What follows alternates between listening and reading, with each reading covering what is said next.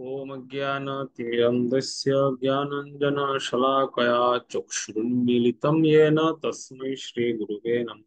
श्रीचैतन्यमनोभीष्टं स्थापितं येन भूतले स्वयं रूप कदा मह्यं ददाति सकलन्तिकम्।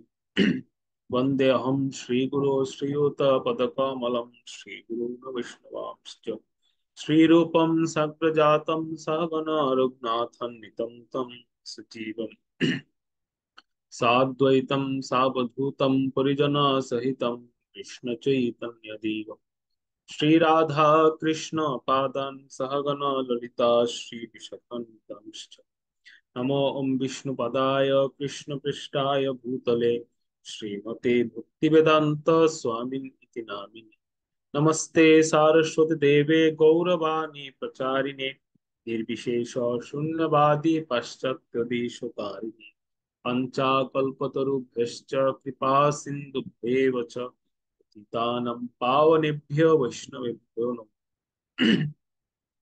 नमो महावदन्याय कृष्णप्रेम प्रदायते कृष्णाय कृष्णचैतन्य नाम्ने गौरतिशे हे कृष्ण करुणा सिंधो दीनबन्धो जगत्पते गोपेश गोपिका कांत राधा कांत नमस्ते तप्त कांचन गौरांगे राधे वृंदावनेश्वरी यशोभानुसुते देवी प्रणमामि देवी।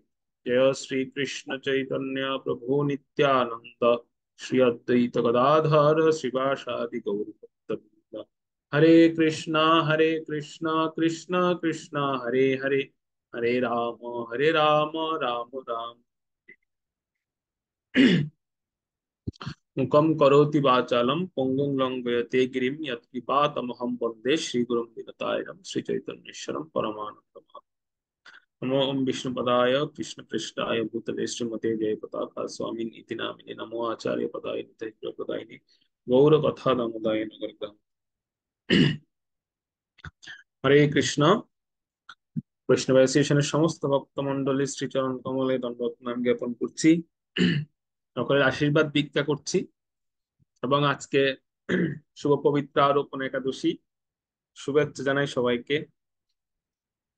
হ্যাঁ, ঝুলন যাত্রা শুরু হয়েছে আজকে, শুভ ঝুলন যাত্রা উৎসব, তো তারও শুভেচ্ছা সকলে গ্রহণ করবেন। আমরা একটা দীর্ঘদিনের বিরতি আমাদের ক্লাসে ছিল বিশেষ কারণে, তো আমরা ধারাবাহিকভাবে, আপনারা সবাই জানেন যে আমরা বৈষ্ণবীয় গুণ সমূহ আলোচনা করছিলাম। বৈষ্ণবীয় যে গুণ, সেই গুণের উপরে আমরা আলোচনা করছিলাম, আলোকপাত করছিলাম। তো তারই ধারাবাহিকতায় আজকে আমরা উপনীত হয়েছি 5 নাম্বার গুণ। পঞ্চম যে গুণ সেটা হচ্ছে অকিঞ্চন। অকিঞ্চন, এই অকিঞ্চন গুণ মানে হচ্ছে যাকে ইংরেজিতে বলা হয় যে without any material position. Without any material position মানে জাগতিক সব রকমের উপাধি থেকে মুক্ত থাকা, এর নাম হচ্ছে অকিঞ্চন। আমাদের জাগতিক বহু বহু উপাধি আমাদের থাকে, সামাজিক ভাবে, আহ পারিবারিক ভাবে বা বিভিন্ন ভাবে, জাগতিক ভাবে আমাদের অনেকগুলো উপাধি আমরা প্রাপ্ত করি। তো সেই সমস্ত উপাধি থেকে মুক্ত হওয়ার নামই হচ্ছে অকিঞ্চন, বা সেই উপাধি শূন্য হওয়ার নামই হচ্ছে অকিঞ্চন। শিল প্রভুপাদ তিনি এই অকিঞ্চনের উপরে উপমা এবং ব্যাখ্যা করেছেন। সেখানে প্রভুপাদ বলছিলেন, খুব সুন্দর একটি কথা প্রভুপাদ বলেছিলেন যে একজন ব্যক্তি জাগতিক ভাবে ধন শূন্য হওয়া এবং কৃষ্ণকে একমাত্র ধন হিসেবে মেনে নেওয়া, এটার নাম হচ্ছে অকিঞ্চন। অর্থাৎ তিনি জাগতিকভাবে ধন শূন্য হবেন এবং কৃষ্ণকে তিনি ধন হিসেবে নেবেন। এরকম কথা বা আসতে পারে যে যদি তিনি জাগতিক ধন শূন্য হয়ে যান তাহলে উনার প্রকৃত ধন কে হবেন? তো প্রকৃত ধন হচ্ছে কৃষ্ণ, কৃষ্ণকে একমাত্র ধন হিসেবে মনে। তবে এক্ষেত্রে একটা বিষয়, সেটা হচ্ছে স্বয়ং ভগবান এই কাজটা করে দেন ভক্তের ক্ষেত্রে। সেজন্য তিনি একটা সুন্দর শ্লোকের রেফারেন্সও দিয়েছিলেন প্রভুপাদ, যে এখানে তিনি বলছিলেন ভাগবতের শ্লোকে, ইয়স্যাহম অনুগৃহামি হরিষ্যে তদ্ধনম শোনাই, যে ভগবান বলছেন স্বয়ং যে আমি যাকে অনুগ্রহ করি, আমি যাকে কৃপা করি, হরিষ্যে তদ্ধনম শোনাই, সঙ্গে সঙ্গে তার সমস্ত ধন, জাগতিক পদ পদবী আমি হরণ করে নিই। এটা ভগবান স্বয়ং বলছে, যাকে আমি অনুগ্রহ করি তার সমস্ত জাগতিক ধন আমি হরণ করে নিই। তো হরণ করে ভগবান কি দেন, কেন হরণ করেন? কারণটা হচ্ছে, ভগবানের একটা নাম হচ্ছে অকিঞ্চন বৃত্তায়। এটা হচ্ছে ভগবানের নাম, অকিঞ্চন বৃত্তায়। বৃত্ত মানে হচ্ছে সম্পদ। যে নিজেকে অকিঞ্চন বলে মনে করতে পারবেন বা অকিঞ্চন বলে মনে করেন, ভগবান হচ্ছে তার সম্পদ, তার বৃত্ত, তার বৃত্ত, ধন তার। এখন বিষয়টা হচ্ছে এটাই যে ভগবান যখন হরণ করে নেন, হরণ করার অর্থ হচ্ছে যে কেন হরণ করেন, তার কারণটা হচ্ছে, দেখবেন যে প্রচুর ধনী ব্যক্তি, মানে যার অনেক সম্পদ আছে, সে যদি রাস্তায় হাঁটতে গিয়ে একটা 5 টাকার নোট পায়, তাহলে কিন্তু তার কাছে সেটা ততটা মূল্য থাকবে না। সে ওটা দেখেও না দেখার মতো ভান করবে, 5 টাকার নোট, এটা আর কি। কিন্তু যার একদম কোনো অর্থই নেই, সম্পূর্ণ সে অর্থহীন, সে রাস্তায় হাঁটতে গিয়ে যদি একটা 2 টাকার নোটও পায়, তার কাছে সেই 2 টাকার নোটটা অনেক বড় বলে মনে হয়, কারণ তার কাছে তো কিছুই নেই। তো ঠিক তদ্রুপ ভগবান বলছেন আমি কেন হরণ করি ভক্তের জীবন থেকে জাগতিক উপাধি বা জাগতিক ধন, কেন হরণ করিনি, তার কারণটা হচ্ছে, সে যখন নিঃস্ব হয়ে যাবে তখন আমার মূল্যটা সে বুঝতে পারবে। যতক্ষণ সে নিঃস্ব না হচ্ছে, যতক্ষণ সে প্রকৃতপক্ষে জাগতিক ধনে ধনী হয়ে, জাগতিক ঐশ্বর্য, জাগতিক পদে গর্বিত হয়ে বসে থাকবে, ততক্ষণ সে আমার মূল্য বুঝতে পারবে। এটা আমাদের স্বভাব, আমাদের মেন্টালিটি। আমাদের জাগতিক ধন, জাগতিক পদ পদবি এত বেশি যে আসলে প্রকৃত ধনটা কি, আমাদের কোন সাধনে বা কোন ধনের জন্য আমাদের সাধন করা উচিত, সেই জিনিসটা আমরা জানি। সেজন্য ভগবান তার এইরকম ভক্তকে, যিনি অকিঞ্চন হতে চান, তাকে নিঃস্ব করে দেন, যাতে ভগবানের প্রতি তার অনুরাগটা বৃদ্ধি পায়, ভগবান কি জিনিস, ভগবান কিরকম ধন, সেটা সে বুঝতে পারে। ছিল রাধানাথ স্বামী মহারাজ, তিনি বলতেন একটা কথা, যে আমাদেরকে সবসময় নিজেকে পতিত ভাবা উচিত, আমাদের নিজেদেরকে সবসময় পতিত বলে মনে করা উচিত, কিন্তু পতিত কখনো হওয়া উচিত নয়। আমরা যেন কখনো পতিত কর্ম না করি, পাপ কর্ম না করি, কিন্তু নিজেকে আমরা পতিত ভাববো, এটাও একটা অকিঞ্চন বৃত্তি। অকিঞ্চন ভক্তের এটাও একটা লক্ষণ, যে নিজেকে পতিত মনে করা, কিন্তু কোনো পতিত কাজ বা পাপ, মানে পাপাচরণ না করা। এরকম নয় যে আমি পতিত সেজন্য আমি পাপাচরণ করবো, না এমনটা নয়, কিন্তু নিজেকে সবসময় পতিত বলে মনে করা উচিত। এটি একটা অকিঞ্চন। সেজন্য আমাদের এই অকিঞ্চন যে গুণ বা অকিঞ্চন যে একটা বৃত্তি, বৈষ্ণবীয় গুণ, এটি অর্জন করতে গেলে প্রথম আমাদের যে বাধাটা আসে, সেটি হচ্ছে আসক্তি, জাগতিক বিষয়ে আসক্তি বা চাহিদা। এটা সবচেয়ে বড় বাধা।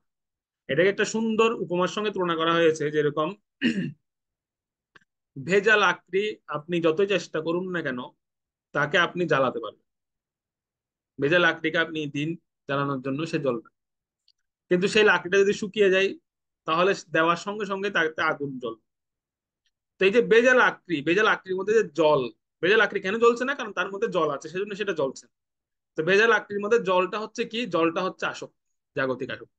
তো আমরা হচ্ছে লাকড়ির মতো, আমরা হচ্ছে একটা শুকনো লাকড়ির মতো, কিন্তু আমরা ভিজে গেছি। তো আমরা ভিজে গেছি কিসের কিসের দ্বারা, সেটি হচ্ছে জাগতিক আসক্তির দ্বারা আমরা ভিজে গেছি। এই কারণে আমরা জ্বলতে পারছি না, উজ্জ্বল হয়ে জ্বলে উঠতে পারছি না। আমাদেরকে আগুনে দেওয়ার পরও আমরা জ্বলছি। আগুনটা হচ্ছে ভগবত ভক্তি, ভগবানের প্রতি ভক্তি। সেটা আমাদেরকে জ্বলাতে পারছে না বা সেটা আমাদেরকে আলোকিত করতে পারছে না, তার কারণ হচ্ছে আমাদের মধ্যে জল রয়েছে, আসক্তিরূপী জল আমাদের মধ্যে রয়েছে। এমনকি আরো একটা মানে বিষয় হচ্ছে এটা, যে অনেকে ইসকনে যোগদান করে বা ইসকনে আসে, এরকম মনে করে যে ইসকন একটা আমেরিকান সংস্থা, ওখানে গেলে অনেক আমি ভালো থাকতে পারবো, ভালো খেতে পারবো, ভালো ব্যবস্থাপনা থাকবে সেখানে থাকা খাওয়ার। তো সেজন্য আমি ইসকনে জয়েন করছি। কিন্তু ভগবান কি করেন, ভগবান কৌশলে, আমরা যখন এরকম মেন্টালিটি নিয়ে জয়েন করি, ভগবান নিজেই কি করেন, আমাদের থেকে এই সমস্ত সুযোগ সুবিধাগুলো হরণ করে নেন। কারণ ইসকনের উদ্দেশ্য হচ্ছে কি, ইসকনের উদ্দেশ্য হচ্ছে মানুষকে সুখী করা। এটা হচ্ছে ইসকনের উদ্দেশ্য। প্রকৃত সত্য বা প্রকৃত বিষয় জানিয়ে, প্রকৃত সম্বন্ধ জেনে ভগবানের সঙ্গে সুখী হও। কিন্তু আমরা জাগতিকভাবে যখন সুখী হওয়ার জন্য এই সোসাইটিতে যোগদান করি, তখন ভগবান হরণ করেন না আমাদের সমস্ত কিছু। ভগবান আমাদেরকে দুঃখ দেন। সেই জন্য আমরা অনেক সময় ভক্ত হওয়ার পরও দুঃখ বোধ করি, দুঃখ অনুভব করি। কেমন আছেন জিজ্ঞেস করলে বলে যে ও ভালো নেই, মনটা আজকে ভালো থাকছে না, ভালো লাগছে না আজকে, আজকে শান্তি পাচ্ছি না। তার কারণটা হচ্ছে আমরা আর্টিফিশিয়াল সুখী হওয়ার জন্য এই সংস্থায় এসেছি, আর্টিফিশিয়ালি খুশি হওয়ার জন্য এই সংস্থায় এসেছি। সেজন্য আমরা সুখী হতে পারছি না। এটা ভগবানই করেন। ভগবান তার ভক্তকে অকিঞ্চন করবেন, এটা হচ্ছে ভগবানের প্ল্যানিং। যেমন প্রভুপাদ বলেছেন না, প্রভুপাদ কি বলেছেন, অর্থহীন দেখে মনে ছেড়েছে সবাই, আত্মীয় কুটুম্ব যত বন্ধুজন ভাই। তো এটা প্রভুপাদ লিখছিলেন এভাবে, যে প্রথম প্রথম প্রভুপাদ বলছিলেন যে আমিও ভগবানকে ব্লেম দিতাম, যে প্রভু আমি আপনার ভক্ত, আপনার আপনার জন্য আমি গৃহ বাড়িঘর সব ছেড়েছি, তো আমাকে সবাই ছেড়ে দিয়েছে কেন? আমি মানে ভগবানকে ব্লেম দিতাম। প্রভুপাদ বলছেন এটার ব্যাখ্যা। পরে প্রভুপাদ বলছিলেন, যখন আমি ভাগবতের সেই শ্লোকটা পেলাম যে যস্যাহম অনুগৃহামি হরিষ্যে তদ্দনম শোনয়, কৃপাময়ের কৃপা বুঝিলাম কই, যে যখন আমি এই শ্লোকটা পড়লাম যে যে তোমার শরণাগত হবে, যে তোমার ভজনা করবে, তার সমস্ত জাগতিক সম্পদ, জাগতিক সম্পর্ক, জাগতিক ধন তুমি নিমিষেই হরণ করে নিয়ে নাও। এইটা যখন আমি বুঝতে পারলাম, তখন আমি বুঝলাম যে আসলে এটা তুমিই করেছো। এই যে আমাকে আজকে অর্থহীন করে দিয়েছো, এটাই তোমার প্ল্যান। আজকে আমাকে বন্ধু জনমানব শূন্য, আত্মীয় পরিজন শূন্য করে দিয়েছো, এটাও তোমার প্ল্যান। সবকিছুই হচ্ছে তোমার প্ল্যান। নিশ্চয়ই তুমি একটা মহৎ উদ্দেশ্য নিয়ে আমার জন্য রেখেছো, আমার আমার জন্য রেখে দিয়েছো।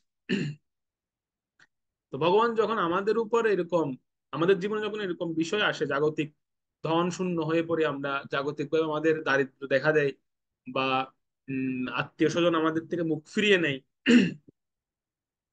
তখন মনে করতে হবে এটা ভগবানেরই প্ল্যানিং, ভগবানের বিশেষ অনুগ্রহ হচ্ছে, আমাকে অকিঞ্চন করার পথে তিনি নিয়ে যাচ্ছেন ভগবান। কারণ অকিঞ্চনের বৃত্তি হচ্ছে ভগবান স্বয়ং, অকিঞ্চনের বৃত্ত তিনি পাবেন। জাগতিকভাবে খুব ধনে ধনী থাকা, বা জাগতিকভাবে ঐশ্বর্যবান থাকা, জাগতিকভাবে পদে উচ্চ পদে থাকা, এটা জাগতিকভাবে দেখতে মনে হয় যে হ্যাঁ খুব ভালো আছে, তিনি ভক্তি জীবনও করছেন, ভালো ধন সম্পদ আছে, ভালো পরিবার পরিজন, ভালো সবকিছু আছে, সব সবাইকে নিয়ে তিনি ভক্তি করছেন, খুব ভালো পজিশন। কিন্তু এটা ভালো পজিশন নয়, আধ্যাত্মিকভাবে এটা ভালো পজিশন। আধ্যাত্মিকভাবে ভালো পজিশন হচ্ছে সেটি, যে অকিঞ্চন ভক্ত যিনি, অকিঞ্চন যিনি হয়েছে। সেজন্য আরেকটি জায়গায় বলা হচ্ছে যে অকিঞ্চন ভক্তই সুখী হতে পারে এই জগতে, সে সব রকমের সুখ পায়। সেজন্য ভাগবত আরেকটা জায়গায় লেখা আছে এরকম, ভগবানের আরেকটা বিষয় হচ্ছে ভগবানকে কে দেখতে পারে। প্রশ্ন এসেছে ভগবানকে কে দেখতে পারে, সেখানে বলা হচ্ছে অকিঞ্চন গোচরম। ভগবান হচ্ছেন যিনি অকিঞ্চন, তার দৃষ্টি গোচরে ভগবান আসে, সেই দেখতে পারে ভগবান, অন্য কেউ দেখতে পারে না। আমরা তো সারাদিন দেখছি ভগবানকে, ভগবানের সামনে যাচ্ছি, ভগবানকে দর্শন করছি, না ওটা প্রকৃত দর্শন নয়। যিনি অকিঞ্চন ভক্ত, তিনি চিন্তা করা মাত্রই ভগবান ওনার সামনে হাজির, সাক্ষাৎ দর্শন দেন ভগবান তাকে, সেই ভক্ত। ভগবান হচ্ছেন অকিঞ্চন গোচরম, সেজন্য ভগবানকে বলা হয়। তিনি দেখতে পারেন এবং তিনি কাউকে দেখাতে পারেন, এটা তার ক্ষমতা আছে। কৃষ্ণ সে তোমার, কৃষ্ণ দিতে পারো, তোমারও শকতি আছে। এটা কার শকতি? যিনি অকিঞ্চন, তার শকতি আছে। ছিল প্রভুপাদের একজন গুরু ভাই ছিলেন, উনি বাবাজি মহারাজ সরস্বতী ঠাকুরের শিষ্য ছিলেন।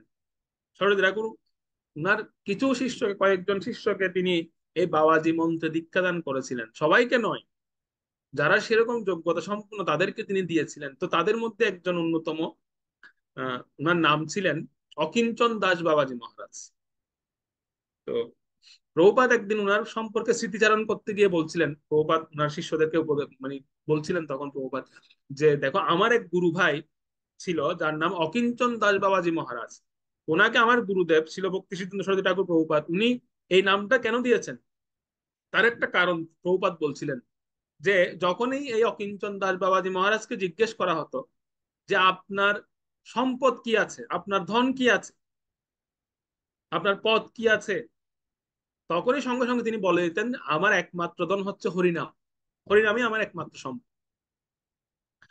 শিলভক্তি সিদ্ধান্ত সরস্বতী ঠাকুর ওনাকে জিজ্ঞেস করেছিলেন, শিলভক্তি সিদ্ধান্ত সরস্বতী ঠাকুর ওনার শিষ্যদের মানে পূর্বাশ্রমের কি আছে নাই এসব জিজ্ঞেস করতেন, যে তুমি কোথা কোন পরিবার থেকে এসেছো, তোমার কি কি আছে, পৈতৃক কি কি আছে, সব জিজ্ঞেস করতেন তিনি, মানে ডিটেলস বায়োডাটা নিতেন সরস্বতী ঠাকুর।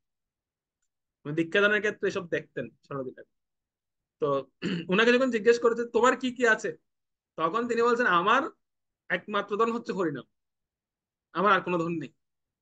যে এই কথাটা বলেছেন সঙ্গে সঙ্গে ওনার দীক্ষা নাম দিয়ে দিয়েছেন সরস্বতী ঠাকুর, তোমার নাম আজকে থেকে অকিঞ্চন দাস বাবা আছে, কারণ তুমি হরিনামকে একমাত্র ধন হিসেবে নিয়েছো, সেজন্য তোমার নাম আজকে থেকে অকিঞ্চন দাস বাবা আছে। তো প্রভুপাদ ওনার কথা বলতে গিয়ে প্রভুপাদ ওনার শিষ্যদেরকে বলছিলেন যে আমার গুরুদেব উনি কারো ব্যক্তিত্ব দেখে তার বৈশিষ্ট্য দেখে তার নামকরণ করতেন। তো এরকমই ছিলেন অকিঞ্চন দাস বাবাজি মানে যিনি কৃষ্ণ ধনে ধনী, মানে কৃষ্ণকে তিনি জীবনের ধন বলে মনে করতেন। ওনার পৈতৃক, ওনার জাগতিক কোনো ধনকে তিনি ধন বলে মনে করতেন। আরেকটা বিষয় হচ্ছে তাই যে এই জগতে যত পদ পদবি আছে এগুলো হচ্ছে ভ্রম মাত্র। এই ভ্রমে পরে কতজন যে কষ্ট পাচ্ছে এটা তো আমরা বর্তমান সময়ে দেখতে পাচ্ছি। জাগতিক পদ পদবীর জন্য মানুষ মানুষকে হত্যা করছে, মানুষ মানুষকে মেরে ফেলছে। আসলে সেই নিজেও জানে না যে এই পদে সে সারা জীবন থাকতে পারবে না, বসে থাকতে পারবে না, একদিন তাকেও তারও পতন হবে, তাকেও নামতে হবে একদিন। সেজন্য এটাকে বলা হয়েছে একটা ভ্রমের সঙ্গে তুলনা করা হয়েছে, জাগতিক পদগুলোকে একটা ভ্রমের সঙ্গে তুলনা করা হয়েছে। এটা হচ্ছে একটা ভ্রম, বেশি দিন টিকবে না এটা। এই ভ্রমে পরে মানুষ কষ্ট পাচ্ছে, দ্বন্দ্ব করছে। যদি একবার বিচার করে দেখে যে তার স্থায়িত্ব কতটুকু, তখন দেখবেন তখন সে জীবনে আর এটার জন্য করবেন। একটা একটা এক্সাম্পল দিলে আপনারা বুঝতে পারবেন। যে যখন একটা ছোট্ট শিশু জন্ম নেয় তাকে প্রথম কাপড়টা কি পরানো হয়? প্রথম কাপড় আমরা পরাই কি প্যাম্পাস, আমরা প্যাম্পাস পরান, বা কি বলে লেঙ্গুট পরানো হয়, প্যাম্পাস পরানো হয়। তো প্যাম্পাসের মধ্যে কোনো পকেট আছে? কোনো পকেট আছে কি দেখেছেন? কোনো পকেট নাই কিন্তু, প্যাম্পাসের মধ্যে কিন্তু কোনো পকেট নাই। এটা হচ্ছে জীবনের প্রথম কাপড়, আমরা যখন পড়ি প্রথম কাপড় হচ্ছে প্যাম্পাস, আর প্যাম্পাসের মধ্যে কোনো পকেট নেই। আর যখন জীবনের শেষ দিন আমাদেরকে কাপড় পরানো হয়, মানে যেটা মারা যাওয়ার পরে যখন কাপড় পরানো হয় সেখানে পকেট আছে? সেখানেও পকেট নাই। তাহলে পকেটটা আসে কখন? মাঝখানে হচ্ছে পকেটটা আসে, বুকে পকেট, পাশে পকেট, প্যান্টে পকেট, সব জায়গায় পকেট। সেজন্য জীবনের প্রথম দিন আর শেষ দিনের পোশাক কিন্তু সেম। এটা আমাদের মনে রাখা উচিত, এটা আমাদের মনে করা উচিত যে আমি জীবনে যেদিন প্রথম দিন জন্মগ্রহণ করেছি সেই পোশাকেও কিন্তু কোনো পকেট নেই, এবং যেদিন আমি চলে যাব মারা যাব আমাকে যে পোশাকটা পরানো হবে সেই পোশাকেও কোনো পকেট থাকবে না। তাহলে মাঝখানে কিন্তু পকেটটা আসে। এইটা আমাদেরকে মনে করিয়ে দেয় যে আমাদের জন্ম আর মৃত্যু এটা হচ্ছে চিরন্তন সত্য কথা। মাঝখানে পকেটটা কেন আসে? কারণ মাঝখানে আমরা আসক্ত হই, সেজন্য মাঝখানে এই পকেটের বিষয়টা আসে। তো সেজন্য এই যে এই বিষয়টা যদি কেউ বুঝতে পারে যে আমাদের জন্ম এবং মৃত্যু কিন্তু সেম, একদম একদম সত্যি সত্যি সত্য বিষয়টা আমাদের সামনে উপস্থাপন করে দিচ্ছে যে কোনো কিছু আমাদের সঙ্গে যাবে না, সবকিছু ভ্রম। মাঝখানে যে বিষয়গুলো ঘটে এটা হচ্ছে ভ্রম মাত্র। সমস্ত পদ পদবী, সমস্ত বস্তুর আশা এটা হচ্ছে ভ্রম মাত্র। তাহলে আর মানুষ এত দ্বন্দ্ব করবে, এত আশা করবে না। যদিও এই বিষয়গুলো নিয়ে হয়তো ভাবতে পারেন যে এগুলো কেবল ব্রহ্মচারীদের জন্য প্রযোজ্য, ত্যাগীদের জন্য প্রযোজ্য, আমাদের জন্য কি এটা প্রযোজ্য? না, এটা প্রত্যেকের জন্য প্রযোজ্য। এই যে বৈষ্ণবীয় গুণ অকিঞ্চন গুণ, এটা কি শুধু ব্রহ্মচারীদের জন্য বা সন্ন্যাসীদের জন্য? না, এটা গৃহস্থদের জন্য। সুতরাং আমাদেরকে এই তত্ত্বটা বুঝতে হবে, এই বিষয়টা বুঝতে হবে, ভগবানের উপর নির্ভরশীল হওয়া, এক কথা, ভগবানের উপর সম্পূর্ণ নির্ভরশীল হওয়া, এর নাম হচ্ছে অকিঞ্চন। মাঝখানে আরো কিছু বিষয়, যেমন ধরুন আপনারা এরকম দেখতে পারেন যে আমাদের যে বিষয়টা বর্তমান সময়ের প্রেক্ষাপটে আমরা বিচার করে দেখতে পাই যে বিষয়টা মাঝখানে খুব বেশি কাজ করে সেটা হচ্ছে ফেমাস হওয়া নিয়ে, যে কে কত বেশি ফেমাস। এখন তো সোশ্যাল মিডিয়ার যুগ, তো এখন হচ্ছে এই জিনিসটা বেশি চলছে, বা এই বিষয়টা এখন বেশি কাজ করছে, যে সবাই শুধু ফোকাস হতে চায় সব জায়গায়। আর এই ফেমাস হওয়া বা ফোকাস হওয়া থেকে হতাশা আসে, হতাশা নেমে আসে আমাদের। দেখবেন অনেকে হঠাৎ অনেক বড় ফেমাস হয়ে গেছে, কোনো না কোনো কারণে সে তার কোনো বিষয়ে সামাজিক যোগাযোগ মাধ্যমে চলে আসলো, তার যে ফলোয়ার্স ছিল ফলোয়ার্স ডাউন হয়ে গেল সাথে সাথে। এইটা সে নিতে পারে না, মেনে নিতে পারে না, কেউ কেউ সুইসাইড করে বসে। এটা অনেক বড় নায়ক নায়িকাদের এরকম দেখা যায়, যে ফলোয়ার্স ডাউন হয়ে গেছে, ফলোয়ার্স কমে গেছে, সেজন্য সে সুইসাইড করে বসে সোশ্যাল মিডিয়া। সেজন্য বৈষ্ণবকে গ্রন্থে এই প্রসঙ্গে বলতে গিয়ে সরস্বতী ঠাকুর লিখছেন, জ্বরেরও প্রতিষ্ঠা শুকরেরও বিষ্ঠা, জানো কি না তাহা মায়ার বৈভব। এই জ্বরের প্রতিষ্ঠাটা শুকরের বিষ্ঠার ন্যায়। জাগতিক প্রতিষ্ঠাটা হচ্ছে এরকম, কখনো উপরে তুলবে কখনো নামাবে। এমনও তিনি লিখেছেন যে 8 নম্বর শ্লোকটা যদি আপনারা পড়েন সেখানে দেখবেন, সেখানে তিনি বর্ণনা করছেন কেউ কেউ এই প্রতিষ্ঠার জেরে, প্রতিষ্ঠা পেতে গিয়ে তারা হরিনামের মতো বা কীর্তনের মতো একটা মাহাত্ম্যপূর্ণ জিনিসকে ত্যাগ করে এই প্রতিষ্ঠা পেতে গিয়ে। দেখবেন আমাদের অনেক সময় কীর্তনে আমাদের রুচি হয় না, বা কীর্তনের প্রতি আমাদের এত আকর্ষণ হয় না। কোনো কোনো সময় মন্দিরে আসলাম বা মন্দিরে এসেছি, তো কীর্তন হচ্ছে, একটু বসে কীর্তন করব না, সেই দিকে আমাদের লক্ষ্য থাকে না। অনেক সময় আমরা বলি আচ্ছা ঠিক আছে কীর্তন হচ্ছে হোক, আমি এদিকে ভক্তদের সঙ্গে একটু গল্প গুজব করি, বা আমি আমার পদ পজিশন ঠিক রাখি। এটা সরোজি ঠাকুর লিখেছেন 8 নম্বর শ্লোকে। তিনি বলছেন একজন ভক্ত, এটা ভক্তের কথা তিনি বলছেন, যে সে পদ পদবী বা জড় বিষয়ের প্রতি এত আসক্ত হয়ে পড়ে একটা পর্যায়ে গিয়ে সে কীর্তন ছেড়ে দেয়, কীর্তনটাকে ছেড়ে দেয় সে এক পর্যায়ে। মানে কীর্তনের প্রতি তার এত আসক্তি নেই, ও কীর্তন হচ্ছে হোক, আমি ওদিকে বলবো। সেজন্য এই যে জাগতিক পদ পদবিটা, এটা খুব ভয়ঙ্কর জিনিস। এটা খুব ভয়ঙ্কর জিনিস, এটা আমাদেরকে হরিনাম থেকে বিমুখ করে দেয়। আর এখন তো বিশেষ করে ব্রহ্মচারী লাইফে আরো একটা বড় প্রবলেম এসে গেছে, সেটা হচ্ছে যে অনেক সময় আমরা ভাবি কি যে ব্রহ্মচারী হব, একজন বড় ইউটিউবার হব, একটা ইউটিউব চ্যানেল খুলবো সুন্দর করে, একদম ভালো ইউটিউবার হব, অনেক ফলোয়ার্স থাকবে, অনেক আমার অনুসারীরা থাকবে। পরে গিয়ে দেখা যায় কিছু যখন হচ্ছে না, তখন হতাশা এসে যায়, দূর কিছুই তো হচ্ছে না, হয়তো ফেমাস হতে পারছি না। আসলে প্রকৃত অকিঞ্চন যে কিভাবে হতে হয়, এটা আমাদের আচার্যরা আমাদেরকে দেখিয়ে গেছে। এটা আর্টিফিশিয়ালি হওয়া যায় না। কখনো এরকম আর্টিফিশিয়ালি আমি বলবো না যে আমি অকিঞ্চন হতে পারো বা আমি অকিঞ্চন হতে চাই। আর্টিফিশিয়ালি অকিঞ্চন হওয়া যায় না, এটা আমাদের আচার্যরা আমাদেরকে শিখিয়ে গেছেন কিভাবে অকিঞ্চন হতে হবে।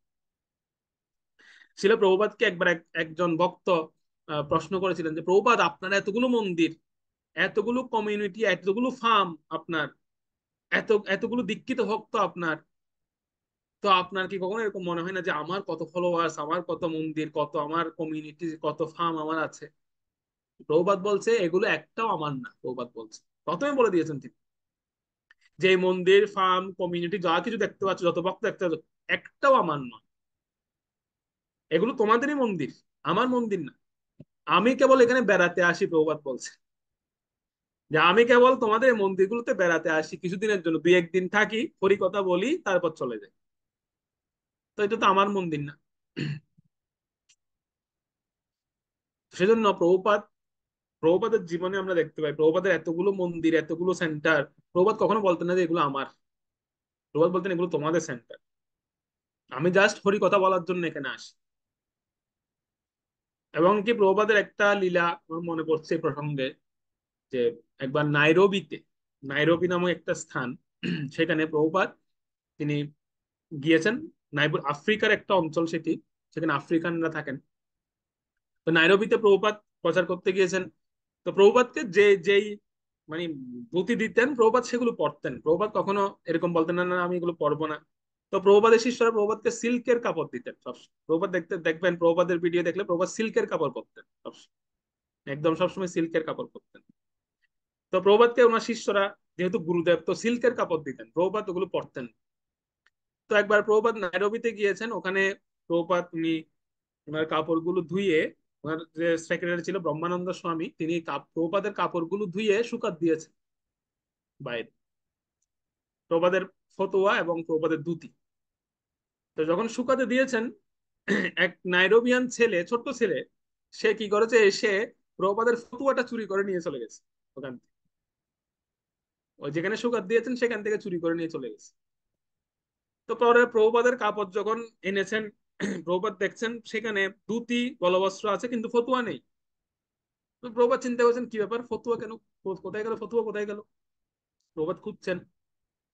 তো এখন পরে প্রভুপাদ চিন্তা করছেন, আচ্ছা, ব্রহ্মানন্দ স্বামীকে ডেকেছেন যে কি ব্যাপার, আমার কাপড় ধুতি উত্তরই আছে কিন্তু ফতুয়া পাচ্ছি না, ফতুয়াটা কোথায়। তখন ব্রহ্মানন্দ স্বামী বলছেন, আমি তো একসঙ্গে দিয়েছি, তাহলে কোথায় গেল, কেউ মনে হয় নিয়ে গেছে বা কোথাও পড়ে গেছে।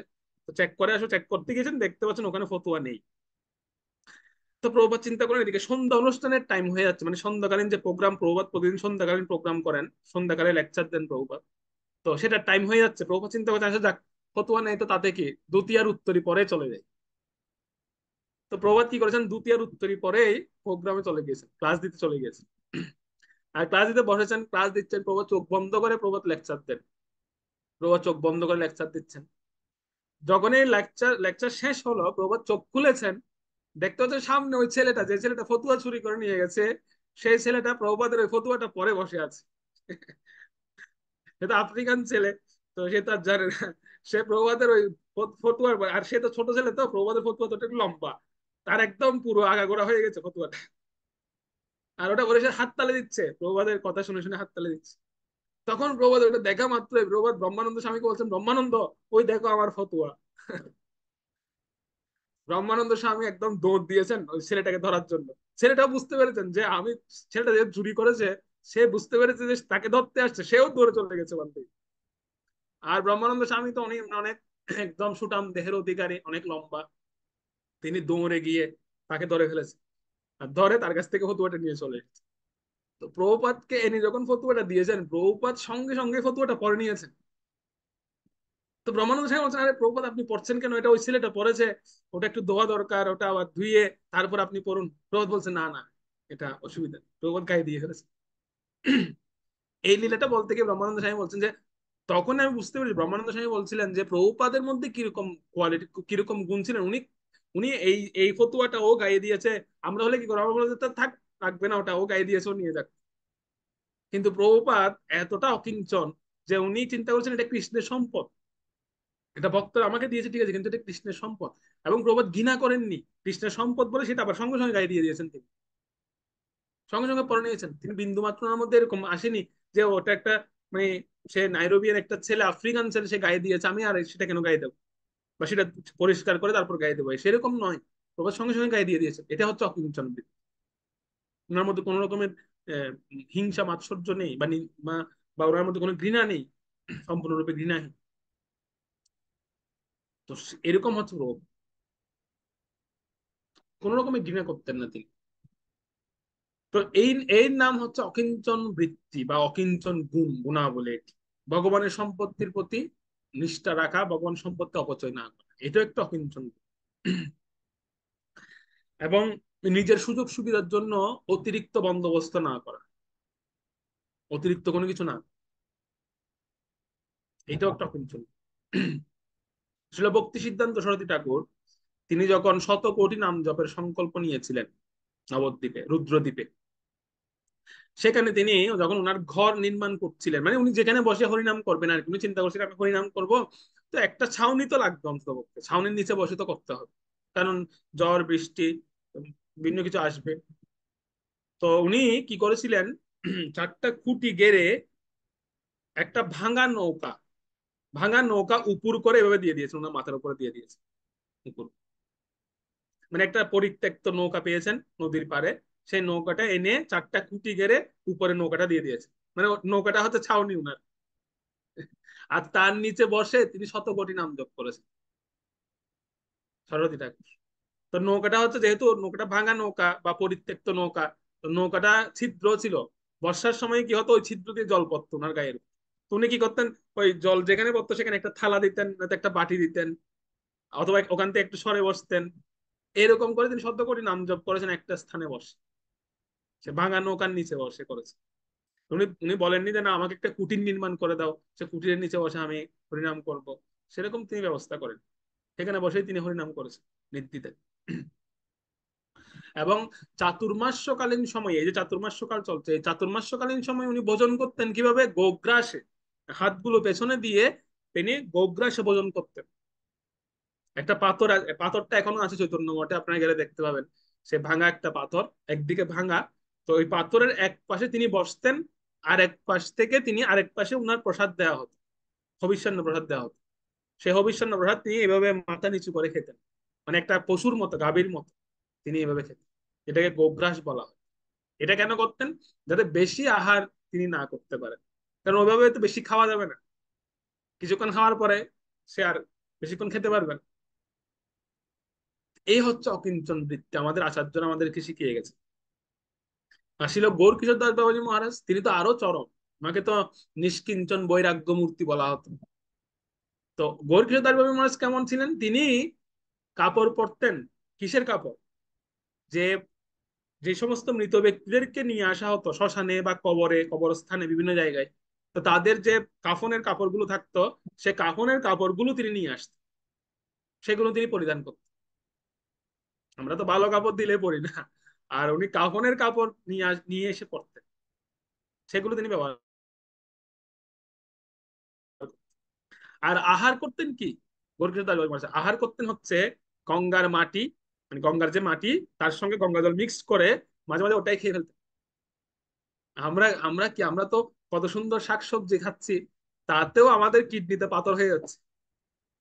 আর যদি আমরা এরকম গঙ্গার মাটি জল মিক্স করে খাই, তাহলে আমাদের আর দেখতে হবে না, আমাদের কিডনি গুলো ফেল হয়ে যাবে দুদিন পর। উনি এরকম আহার করতেন। কিরকম অকিঞ্চন বা কিরকম নিষ্কিঞ্চন ছিলেন ওনারা, আমরা তো খেতেও পারবো না।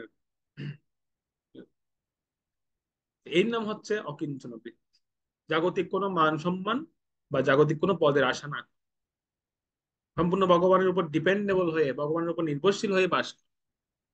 ছিল রঘুনাথ দাস গোস্বামীপাদের চরিত্র আমরা এই বৈষ্ণব অ্যাসোসিয়েশনে আলোচনা করেছিলাম বহু আগে।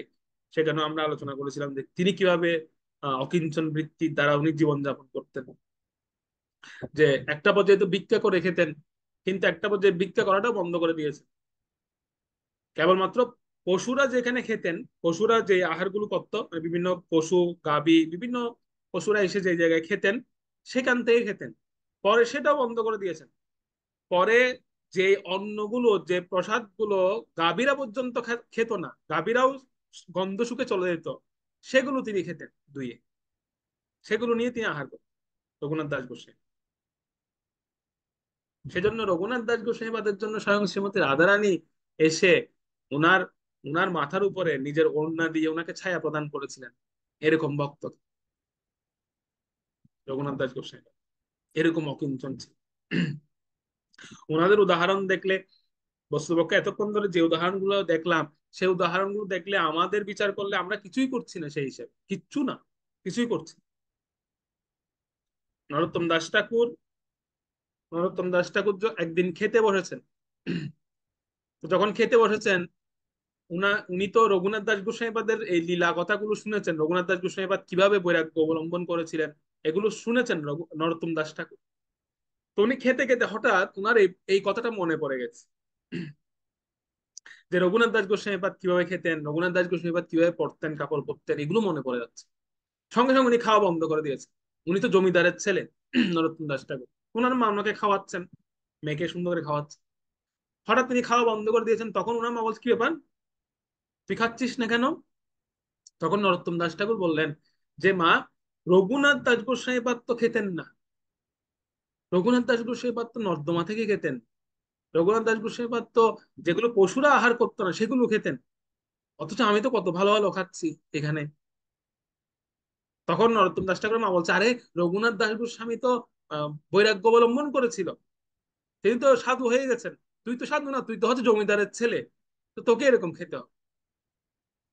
আবার নরোত্তম দাস ঠাকুর আবার প্রশ্ন করছেন, ছোট তো, একটার পর একটা প্রশ্ন করছেন। তখন বলছে, আচ্ছা, রঘুনাথ দাস গোস্বামী তো বস্ত্র, তিনি পরিত্যক্ত বস্ত্র পরতেন, আমি তো কত সুন্দর পোশাক পরে বসে আছি। তখন মা আবার বলছে, আরে, তুই হচ্ছিস জমিদারের ছেলে, তুই কেন ওনার সঙ্গে নিজেকে তুলনা দিচ্ছিস, তোকে তো জমিদারের মতো পোশাক পরতে হবে। রঘুনাথ দাস তো বৈরাগ্য অবলম্বন করেছিল, সেজন্য সে এরকম পোশাক পরতো, পরিত্যক্ত পোশাক পরতো। তুই কেন পরিত্যক্ত পোশাক পরবি? সেজন্য এরকম আহ নরোত্তম দাস ঠাকুর মহাশয়, ওনারও খুব ইচ্ছা ছিল যে তিনিও একদিন বৈরাগ্য অবলম্বন করবেন। সেজন্য আমরা দেখতে পাই নরোত্তম দাস ঠাকুর পরবর্তীতে তিনি বৈরাগ্য অবলম্বন করেছিলেন, লোকনাথ দাস গোস্বামীপাদের শরণ গ্রহণ করেছিলেন, এই অকিঞ্চন বৃত্তি গ্রহণ করেছিলেন তিনি। সবচেয়ে বড় একটা বিষয় হচ্ছে আমাদের মানসিকভাবে আমাদের মনে রাখতে হবে, বা আমাদের মানসিকভাবে প্রস্তুত থাকতে হবে যে আমাদের অকিঞ্চন বৃত্তি, অকিঞ্চন না হওয়া পর্যন্ত ভগবানকে আমরা প্রাপ্ত হতে পারবো। কারণ আমার কাছে যদি ধন থাকে তাহলে ভগবান কেন আসবেন আমার কাছে? যখন আমার কাছে কিছুই থাকবে না তখন ভগবান আসবে, যেরকম কুন্তী মহারানী প্রার্থনা করেছে। তবে সবচেয়ে বড় বাধা, যেটা আমরা আগেও আলোচনা করেছি, অকিঞ্চন বৃত্তি হতে গেলে বা অকিঞ্চন হতে গেলে সবচেয়ে বড় বাধা, সেটা হচ্ছে পদ পদবী, যেটা আসক্তি থেকে জন্ম, আসক্তি থেকে আমাদের জন্ম। এই পদ পদবীর বিষয়টা আসে আসক্তি থেকে। প্রথম যে আসক্তিটা আমাদের সবচেয়ে ইফেক্ট করে, প্রভাবিত করে, সেটা হচ্ছে কি বস্তুর আসক্তি, বস্তুর প্রতি আসক্তি। যেমন কোনো ভক্ত আপনার কাছে চেয়ে বসলো, প্রভু বা মাতাজি আমাকে একটা আইফোন দিন, আমার একটা আইফোন দরকার। এখন আপনি আপনি হঠাৎ দেখা গেল আপনি হয়তো আইফোন দিতে পারেননি, আপনি একটা অ্যান্ড্রয়েড ফোন নিয়ে গিয়েছেন দেওয়ার জন্য, যে প্রভু আমি আইফোন দিতে পারছি না, আমি একটা অ্যান্ড্রয়েড ফোন আপনাকে দিচ্ছি। তখন সে বলবে, আরে আমি তো আইফোন চেয়েছিলাম, আমি অ্যান্ড্রয়েড চেয়েছি না। চেহারাটা কিরকম হয়ে যাবে তখন দেখবেন, যে আইফোন দিতে পারেননি, সেজন্য সে আপনার সঙ্গে সম্পর্কই কাট করে দেবে একটা হচ্ছে। এরকম দেখা যায় জাগতিক জীবনে, এরকম দেখা যায়। কেউ কিছু একটা চেয়েছে, হয়তো দেখা গেল সেটার সেটার প্রায় কাছাকাছি জিনিস আমি তাকে দিচ্ছি, কিন্তু সেটা দিচ্ছি না। তখন সে বলবে, না না আমি তো ওটা চেয়েছিলাম, এটা চাইনি আমি। মা বাবার কাছে সন্তান কিছু চেয়েছে, তো মা বাবা দেখা গেলো হয়তো তার সামর্থ্য অনুযায়ী সে দিচ্ছে সন্তানকে, কিন্তু সন্তান তখন বলবে, আরে আমি তো ওটা চাইনি, আমি ওটা চেয়েছিলাম। তখন সে সম্পর্ক ছিন্ন করে দেবে একটা বলতে। তো বস্তুর আসক্তিটা খুব ভয়ঙ্কর, যে কোনো একটা নির্দিষ্ট বস্তুর প্রতি আসক্ত হওয়া, এটা খুব ভয়ঙ্কর বিষয়। যদিও ভগবানের সেবায় লাগালে সেটা ঠিক আছে, কিন্তু ভগবানের সেবা ব্যতীত কোনো বস্তুর প্রতি আসক্ত হওয়া, সেটা মোবাইল হোক বা কম্পিউটার হোক, যা কিছু হোক, সেটাও কিন্তু আমাদেরকে অকিঞ্চন হতে দেয় না, অকিঞ্চন হতে দেয় না সেটা।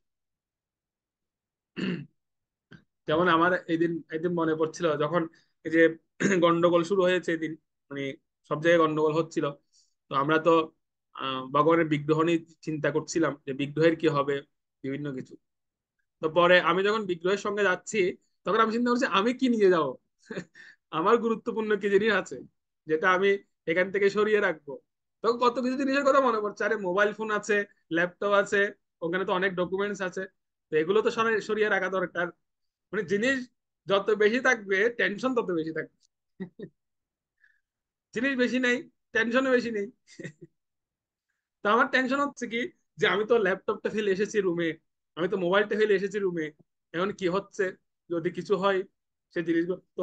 এদিকে ভগবানকে সেবা করছে, কিন্তু টেনশনটা কিন্তু দিয়ে কাজ করছে। তো সেজন্য বস্তু যত কম থাকবে আমাদের জীবনে, আমাদের টেনশনও তত কম থাকবে। বস্তুর আসক্তিটা খুব ভয়ঙ্কর, অকিঞ্চন হতে দেবে না সহজ। বস্তুর আসক্তিটাই এমন, আপনাকে সারাক্ষণ মনে করাবে, শুধু সারাক্ষণ মনে করা।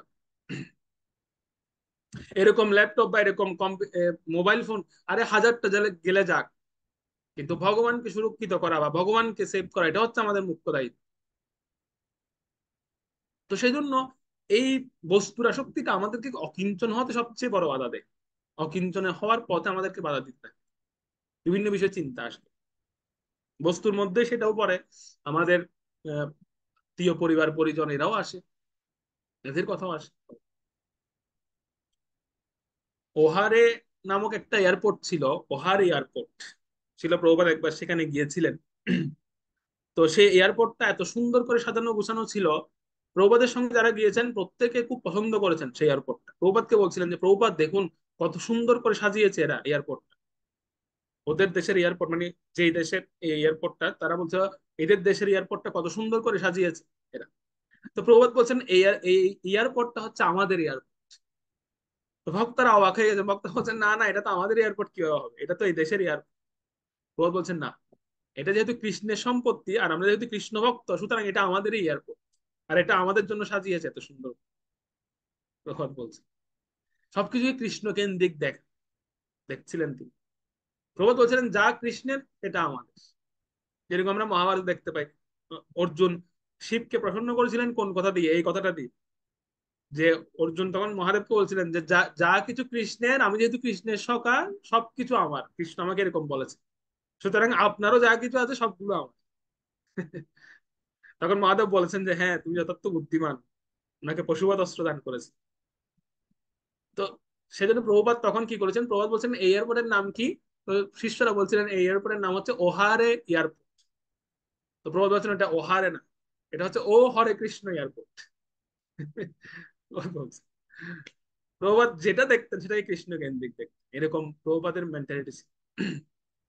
আর পদবী, দ্বিতীয় আসক্তিটা হচ্ছে, প্রথম আসক্তিটা বস্তুর আসক্তি, দ্বিতীয় আসক্তিটা হচ্ছে কি পদবীর আসক্তি বা পদের আসক্তি। এটা খুব ডেঞ্জারাস। কাউকে আপনি মন্দিরে এনেছেন, বা কাউকে আপনি আপনার প্রচার সেন্টারে এনেছেন, এনে দেখা গেল তার মধ্যে যদি পদের আসক্তি থাকে, তাহলে সে কিন্তু সন্তুষ্ট হবে না, সে সারাক্ষণ চিন্তা করতে থাকবে যে আমাকে কোন পদটা দেওয়া হলো এখানে, কোন পদটা আমি পেলাম, কোন আসনটা আমাকে দেওয়া হয়েছে।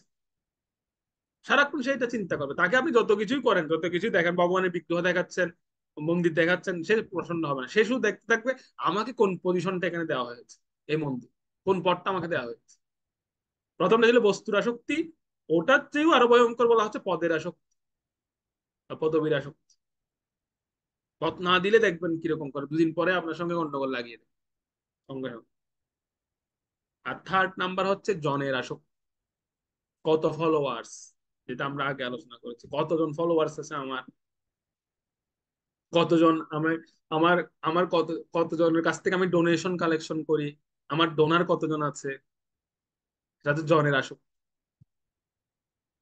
ডিভোটি কেয়ার, আমরা একটা শব্দ ব্যবহার করি ডিভোটি কেয়ার, তো একটা জায়গায় বলা হচ্ছে কে ডিভোটি কেয়ার করতে পারে, মানে কে ডিভোটি কেয়ার করার উপযুক্ত।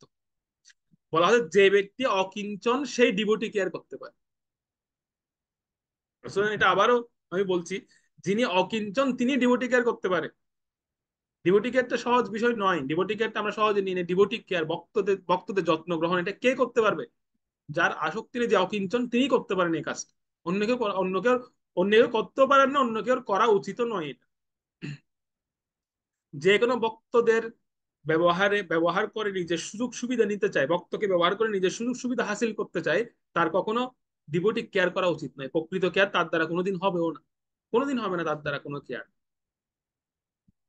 নতুন ভক্ত যখন আমাদেরকে প্রণাম করে এসে সামনে, তখন একদম বুকটা ফুলে যায়। আহ, আমাকে কতজন ভক্ত প্রণাম করছে, এরকম হয় আমাদের। তো এই ধরনের ভক্ত কেয়ার করতে পারবেন, ডিভোটি কেয়ার করতে পারবেন। কত ভালো লাগে আমাদের কেউ যখন এসে প্রণাম করে, খুব ভালো লাগে তখন, যে বাহ প্রণাম করছে।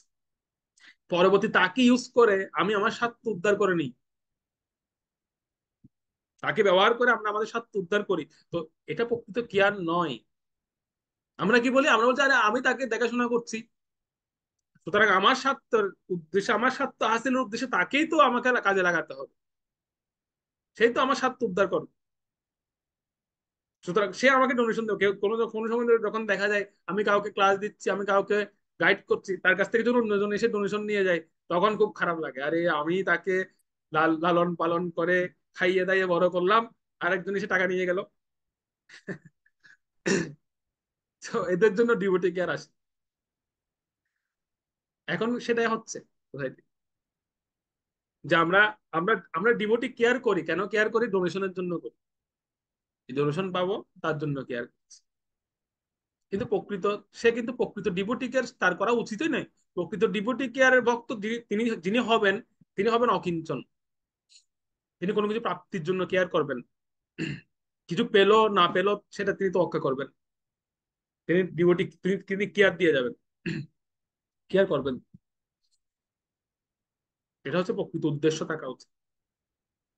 সেজন্য এই অকিঞ্চন নিয়ে আমরা, যখন আমি এই অকিঞ্চন নিয়ে মানে এটা বানাচ্ছিলাম বা আমরা এই লেকচারটা রেডি করছিলাম, তখন আমি ভাবছিলাম যে এই অকিঞ্চন নিয়ে লেকচার দেওয়াটা অনেক সহজ, অনেক সহজ একটা বিষয়, কিন্তু এটা অ্যাপ্লাই করা, অনুসরণ করা অনেক কঠিন। অকিঞ্চন বৃত্তি নিয়ে প্রবচন দেওয়াটা খুব সহজ, নির্দ্বিধায় বলে দিচ্ছে সবকিছু, কিন্তু এটা অনুসরণ করা বা এটা মেনটেন করা, এটা অনেক কঠিন বিষয়, অনেক কঠিন বিষয়। কখন যে আমাদের বজনের মধ্যে বিঘ্নগুলো চলে আসে, এটা আমরাও বুঝতে পারি না, আমরা নিজেরা বুঝতে পারি। তার একটা প্রকৃষ্ট উদাহরণ হচ্ছে ভরত মহারাজ। ভরত মহারাজ এত বড় একটা সাম্রাজ্য ছেড়ে চলে গিয়েছেন তিনি, পুরো পুরো পুরো পৃথিবীর সম্রাট ছিলেন, তিনি চলে গিয়েছেন ছেড়ে দিয়ে, বনে প্রবেশ করেছেন, জঙ্গলে গিয়ে তিনি অবস্থান করছেন, সামান্য একটা হরিণ শিশুর প্রতি আকৃষ্ট হয়ে গেছে। ছোট্ট একটা হরিণ শিশু, আকৃষ্ট না হলেও চলত, কিন্তু আকৃষ্ট হয়ে গেছেন। তার জন্য নাকি পরবর্তী দুটো জন্ম নিতে হবে। তো কিভাবে যে আসবে ভক্তি জীবনে, ভক্তি জীবনে বা আমাদের ভজন জীবনে যে বিঘ্নগুলো কিভাবে আসে, এটা আমরা বুঝতে পারবো। আমাদের কাছে মনে হবে এটা স্বাভাবিক, এই বিষয়টা প্রভু স্বাভাবিক, এটা এটা আমরা অবশ্যই বলি না প্রভু এই বিষয়ে আমাকে বলার দরকার নেই, এটা স্বাভাবিক বিষয়, এই বিষয়ে আমাকে উপদেশ দেওয়ার দরকার নেই, এটা স্বাভাবিক বিষয়, এটা আমি করতে পারি বা এটা আমি নিজেকে ট্র্যাকেল দিতে পারবো। কিন্তু না, কখন যে আমি এটার দ্বারা প্রভাবিত হয়ে পড়বো সেটা আমি নিজেও জানি না। সেজন্য সবসময় আশ্রিত থাকা, সবসময় অকিঞ্চন মেন্টালিটি নিয়ে অনুগত থাকা, এটা হচ্ছে সবচেয়ে গুরুত্বপূর্ণ বুদ্ধিমানের কাজ এটা। কারণ এটা আমরা বুঝতেই পারবো না, ভরত মহারাজ নিজে বুঝতে পারেননি, এত বড় একজন মহা তেজস্বী পুরুষ বা মহা, তিনি পণ্ডিত ব্যক্তি, বিদ্বান ব্যক্তি হওয়ার পরেও তিনি বুঝতে পারেননি কিভাবে যে উনি কিভাবে আস্তে আস্তে আস্তে আস্তে সরে গেছেন, হরিণ শিশুর প্রতি আকৃষ্ট হয়ে গেছেন, আসক্ত হয়ে গেছেন, নিজে বুঝতে পারেন। তাহলে আমরা কি করব? সেজন্য এটা খুব গুরুত্বপূর্ণ। এবং অন্য বস্তু বাদ দিয়ে কেবল আমাদের উচিত হচ্ছে নামের প্রতি আকৃষ্ট হওয়া, এটা হচ্ছে প্রকৃত অকিঞ্চন বৃত্তির কাজ। তার একমাত্র সম্পদ নাম, সে নামের প্রতি আকৃষ্ট হবে। কে আসলো কে গেল এসব না দেখে কেবল কৃষ্ণ ধনে ধনী হওয়ার চিন্তা করা, কৃষ্ণ নামে ধনী হওয়ার চিন্তা করা উচিত, সেই হচ্ছে প্রকৃত অকিঞ্চন। আমাদের বিচার করা উচিত নয় কে এসেছে কে গেছে, এগুলো বিচার করা উচিত, এটা চলতে থাকবে। কিন্তু আমাদের প্রকৃত কাজ কি, যেই কাজটা মাঝখানে আমাদের করতে হবে জন্ম মৃত্যুর মাঝখানে, সেটা হচ্ছে আমাদের কৃষ্ণ নামে বা কৃষ্ণ ধনে ধনী হওয়া। তো আরেকটা ভাবনা এটা আসে, এটাও একটা আলোচনার বিষয়, আরেকটা ভাবনা আমাদের জীবনে চলে আসে অনেক সময় এরকম, যে প্রভু এখন তো আমি জুনিয়র আছি, আমি যখন সিনিয়র হব তখন সব পাবো, এখন আমি অকিঞ্চন থাকি। মানে আমরা জুনিয়র অবস্থায় অকিঞ্চন থাকার প্রয়াস করি, যে আমি এখন নবীন, সুতরাং আমি এখন অকিঞ্চন। তো বড় হলে তো সব পাবো, বড় হলে সব ফ্যাসিলিটি পাবো, সবকিছু পাবো, তো সুতরাং আমি এখন কিছুদিন অকিঞ্চন থাকি, পরবর্তীতে তো সবকিছুই পাবো। এইটা প্রকৃত অকিঞ্চন, অকিঞ্চনটা বাহ্য নয়, অকিঞ্চনটা হচ্ছে সম্পূর্ণ আভ্যন্তরীণ।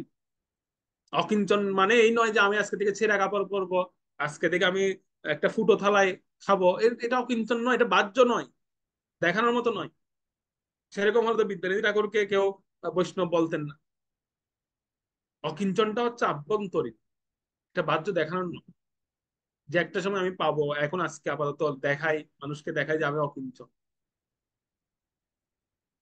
প্রভুপাদ প্রভুপাদকে যখন লিমোজিন কার, প্রভুপাদের যে ব্যবহার করতেন কার, লিমোজিন কার, সেই লিমোজিন কার যখন প্রভুপাদকে উপহার স্বরূপ দেওয়া হয়েছিল, তো প্রভুপাদকে সাংবাদিকরা প্রশ্ন করেছেন যে স্বামীজি আপনার কেমন অনুভূতি হচ্ছে, আপনি যে আপনার শিশুদের এরকম ব্যক্তিদের কাছ থেকে আপনি লিমোজিন কার, তখনকার সময় সবচেয়ে দামি কার উপহার পেয়েছেন, আপনার কেমন কেমন অনুভব হচ্ছে?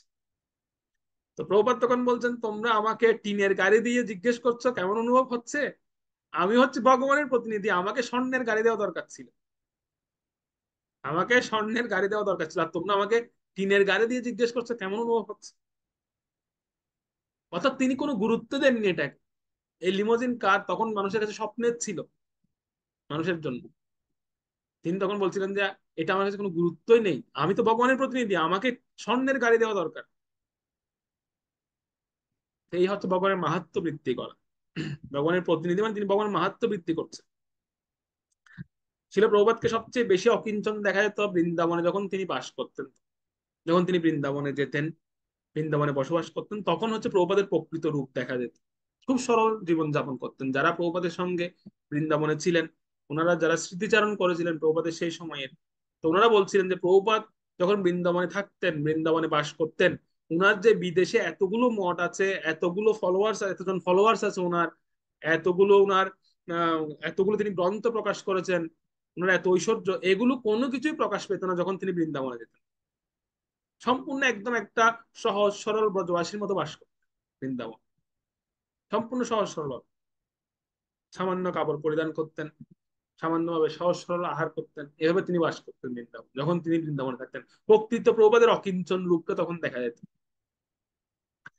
আমরা শ্রীমৎ ইন্দ্রদুম্ন স্বামী মহারাজের একটা লীলা শুনতে পাই, যে প্রভুপাদের শিষ্যরাও, প্রভুপাদের সন্তানরা প্রভুপাদের মতো নেই। তো ইন্দ্রদুম্ন স্বামী মহারাজ তিনি একবার তিনি যখন প্রচার করছিলেন হংকং এ, তো মহারাজ তো অনেক দীর্ঘদেহী মহারাজ, মহারাজ সুন্দর ভালো সুন্দর কাপড় পরেছেন সেখানে। তো কাপড় পরে তিনি সেখানে কীর্তন করছেন ইন্দ্রদম্ন স্বামী মহারাজ। তো এটা দেখে একজন সাংবাদিক তিনি মন্তব্য করেছেন যে এই মহারাজটা খুব স্মার্ট, এই মহারাজটা খুব উন্নত কাপড় পরেছে, মানে এই মহারাজটা এরকম, মানে একজন বৈষ্ণব হয়েও তিনি এরকম একটা এত দামি কাপড় পরেছেন তিনি। তো আর একজন ভক্ত পাশ থেকে সেই সাংবাদিককে বলছে, আচ্ছা তুমি মহারাজের প্রকৃত রূপ দেখতে চাও? বলছে প্রকৃত রূপ মানে এটাই তো উনার প্রকৃত রূপ। বলছে না, এটা ওনার প্রকৃত রূপ নয়, ওনার প্রকৃত রূপ যদি দেখতে যাও তাহলে বৃন্দাবনে যেতে হবে, যখন তিনি কার্তিক মাসে ব্রজমণ্ডল পরিক্রমা করেন তখন তোমাকে যেতে হবে, সেখানে গেলে তুমি মহারাজের প্রকৃত রূপ দেখতে পারবে। তো সেই সাংবাদিক সে মানে তার যে উৎসাহ সেটা সে নিবারণ করতে পারেনি, সে চলে এসেছে কার্তিক মাসে মহারাজ যখন বৃন্দাবন পরিক্রমা করেন তখন তিনি চলে এসেছেন দেখার জন্য। তিনি বৃন্দাবনে এসে দেখতে পেলেন যে ইন্দুদম্ন স্বামী মহারাজ তিনি একটা কাপড় পরে বসে আছেন। সেই কাপড়টা হচ্ছে মনে হচ্ছে যেন সেই কাপড়টা অনেক দিন ধরে তিনি পরছেন, অনেক দিন ধরে ব্যবহার করছেন। কিছু কিছু জায়গায় একটু একটু ছিঁড়াও আছে সেই কাপড়। ওইরকম কাপড় পরে তিনি বসে আছেন আর হাতে বক্তির সমৃদ্ধ সিন্ধু গন্ধটা পড়ছে বসে। এইটা দেখে তখন সে সাংবাদিক বুঝতে পেরেছে যে এটা হচ্ছে ওনার প্রকৃত রূপ, এটা হচ্ছে ওনার প্রকৃত স্বরূপ। যেহেতু তিনি বিদেশে প্রচার করতে গিয়েছেন, হয়তো সেখানে সাময়িক তিনি এই রূপটা নিয়েছেন, কিন্তু ওনার প্রকৃত রূপটা বৃন্দাবনে যখন নিয়ে এসেছেন তখন বোঝা গেছে। এবং আমি একটা জায়গায় শুনেছি ইন্দ্রধর্ম স্বামী মহারাজ তিনি একটা কাপড়ই পরেন, যতক্ষণ কাপড়টা সম্পূর্ণ শেষ না হবে ততক্ষণ পর্যন্ত। মানে উনি কাপড়টা পরবেন, ওটা পরেও রাতের বেলা ধুয়ে দেবেন, আবার সকালে উঠে সেই কাপড়টাই পরবেন, এইভাবে তিনি পরেন। এরকম মানে এতটা অকিঞ্চন তিনি। আমরা তো অন্ধপক্ষে আমরা বলি যে না, দুই সেট কাপড় রাখতে হবে, এক সেট পরবো আর এক সেট কালকে পরবো। তো মহারাজ এরকম করেন, আমি শুনেছি এটা মায়াপুরে যখন গিয়েছি তখন শুনছিলাম মহারাজ প্রসঙ্গে যে উনি নাকি এক সেট কাপড় ব্যবহার করেন সবসময়। রাত্রেবেলা ঘুমাতে যাওয়ার আগে গামছা পরে কাপড়টা সুন্দর করে ধুয়ে দেবেন, ধুয়ে দিয়ে শুকাতে দেবেন ভালো করে।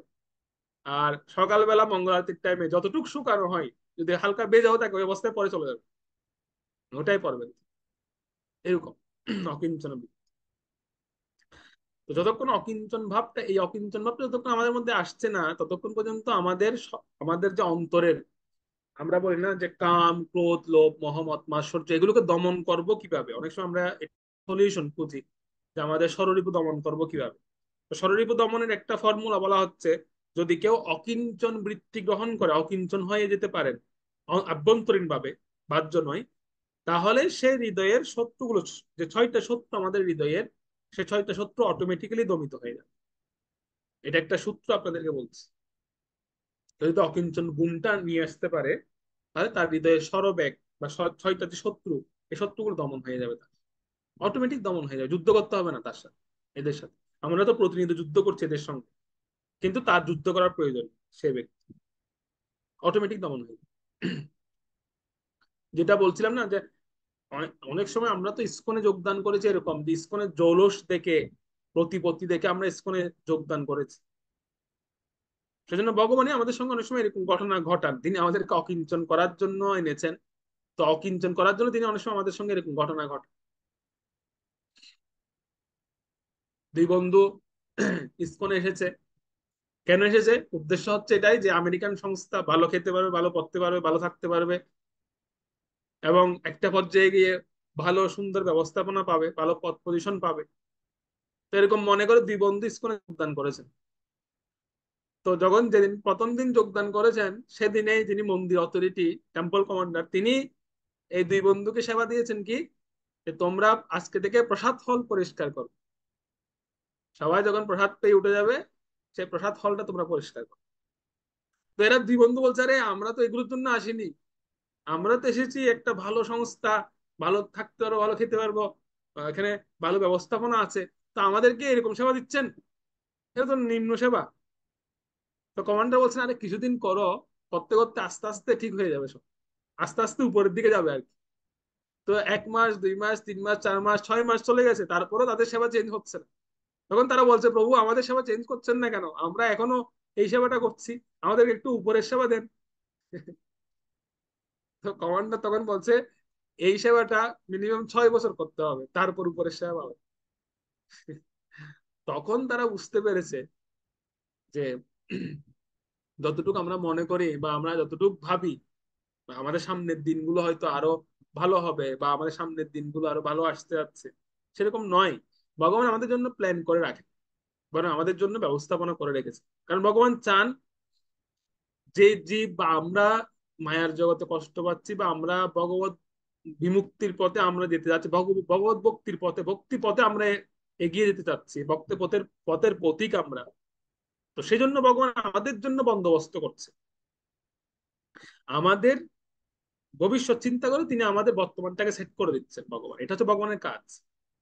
তো সেজন্য বর্তমানটা অনেক সময় আমাদের খারাপ আসতে পারে, আমাদের ভালো আসতে পারে, দুর্যোগ নেমে আসতে পারে, অনেক সময় খুব খুব করুণ পরিস্থিতি হতে পারে, অথবা অনেক সময় খুব ভালো ভালো যোগ আসতে পারে। তো আমাদের এটার দ্বারা বিভ্রান্ত হওয়া বা এটার দ্বারা আমাদের নিজের আহ, নিজের গতিপথকে শিথিল করে দেওয়া উচিত নয়। প্রকৃত অকিঞ্চন হচ্ছেন তিনি।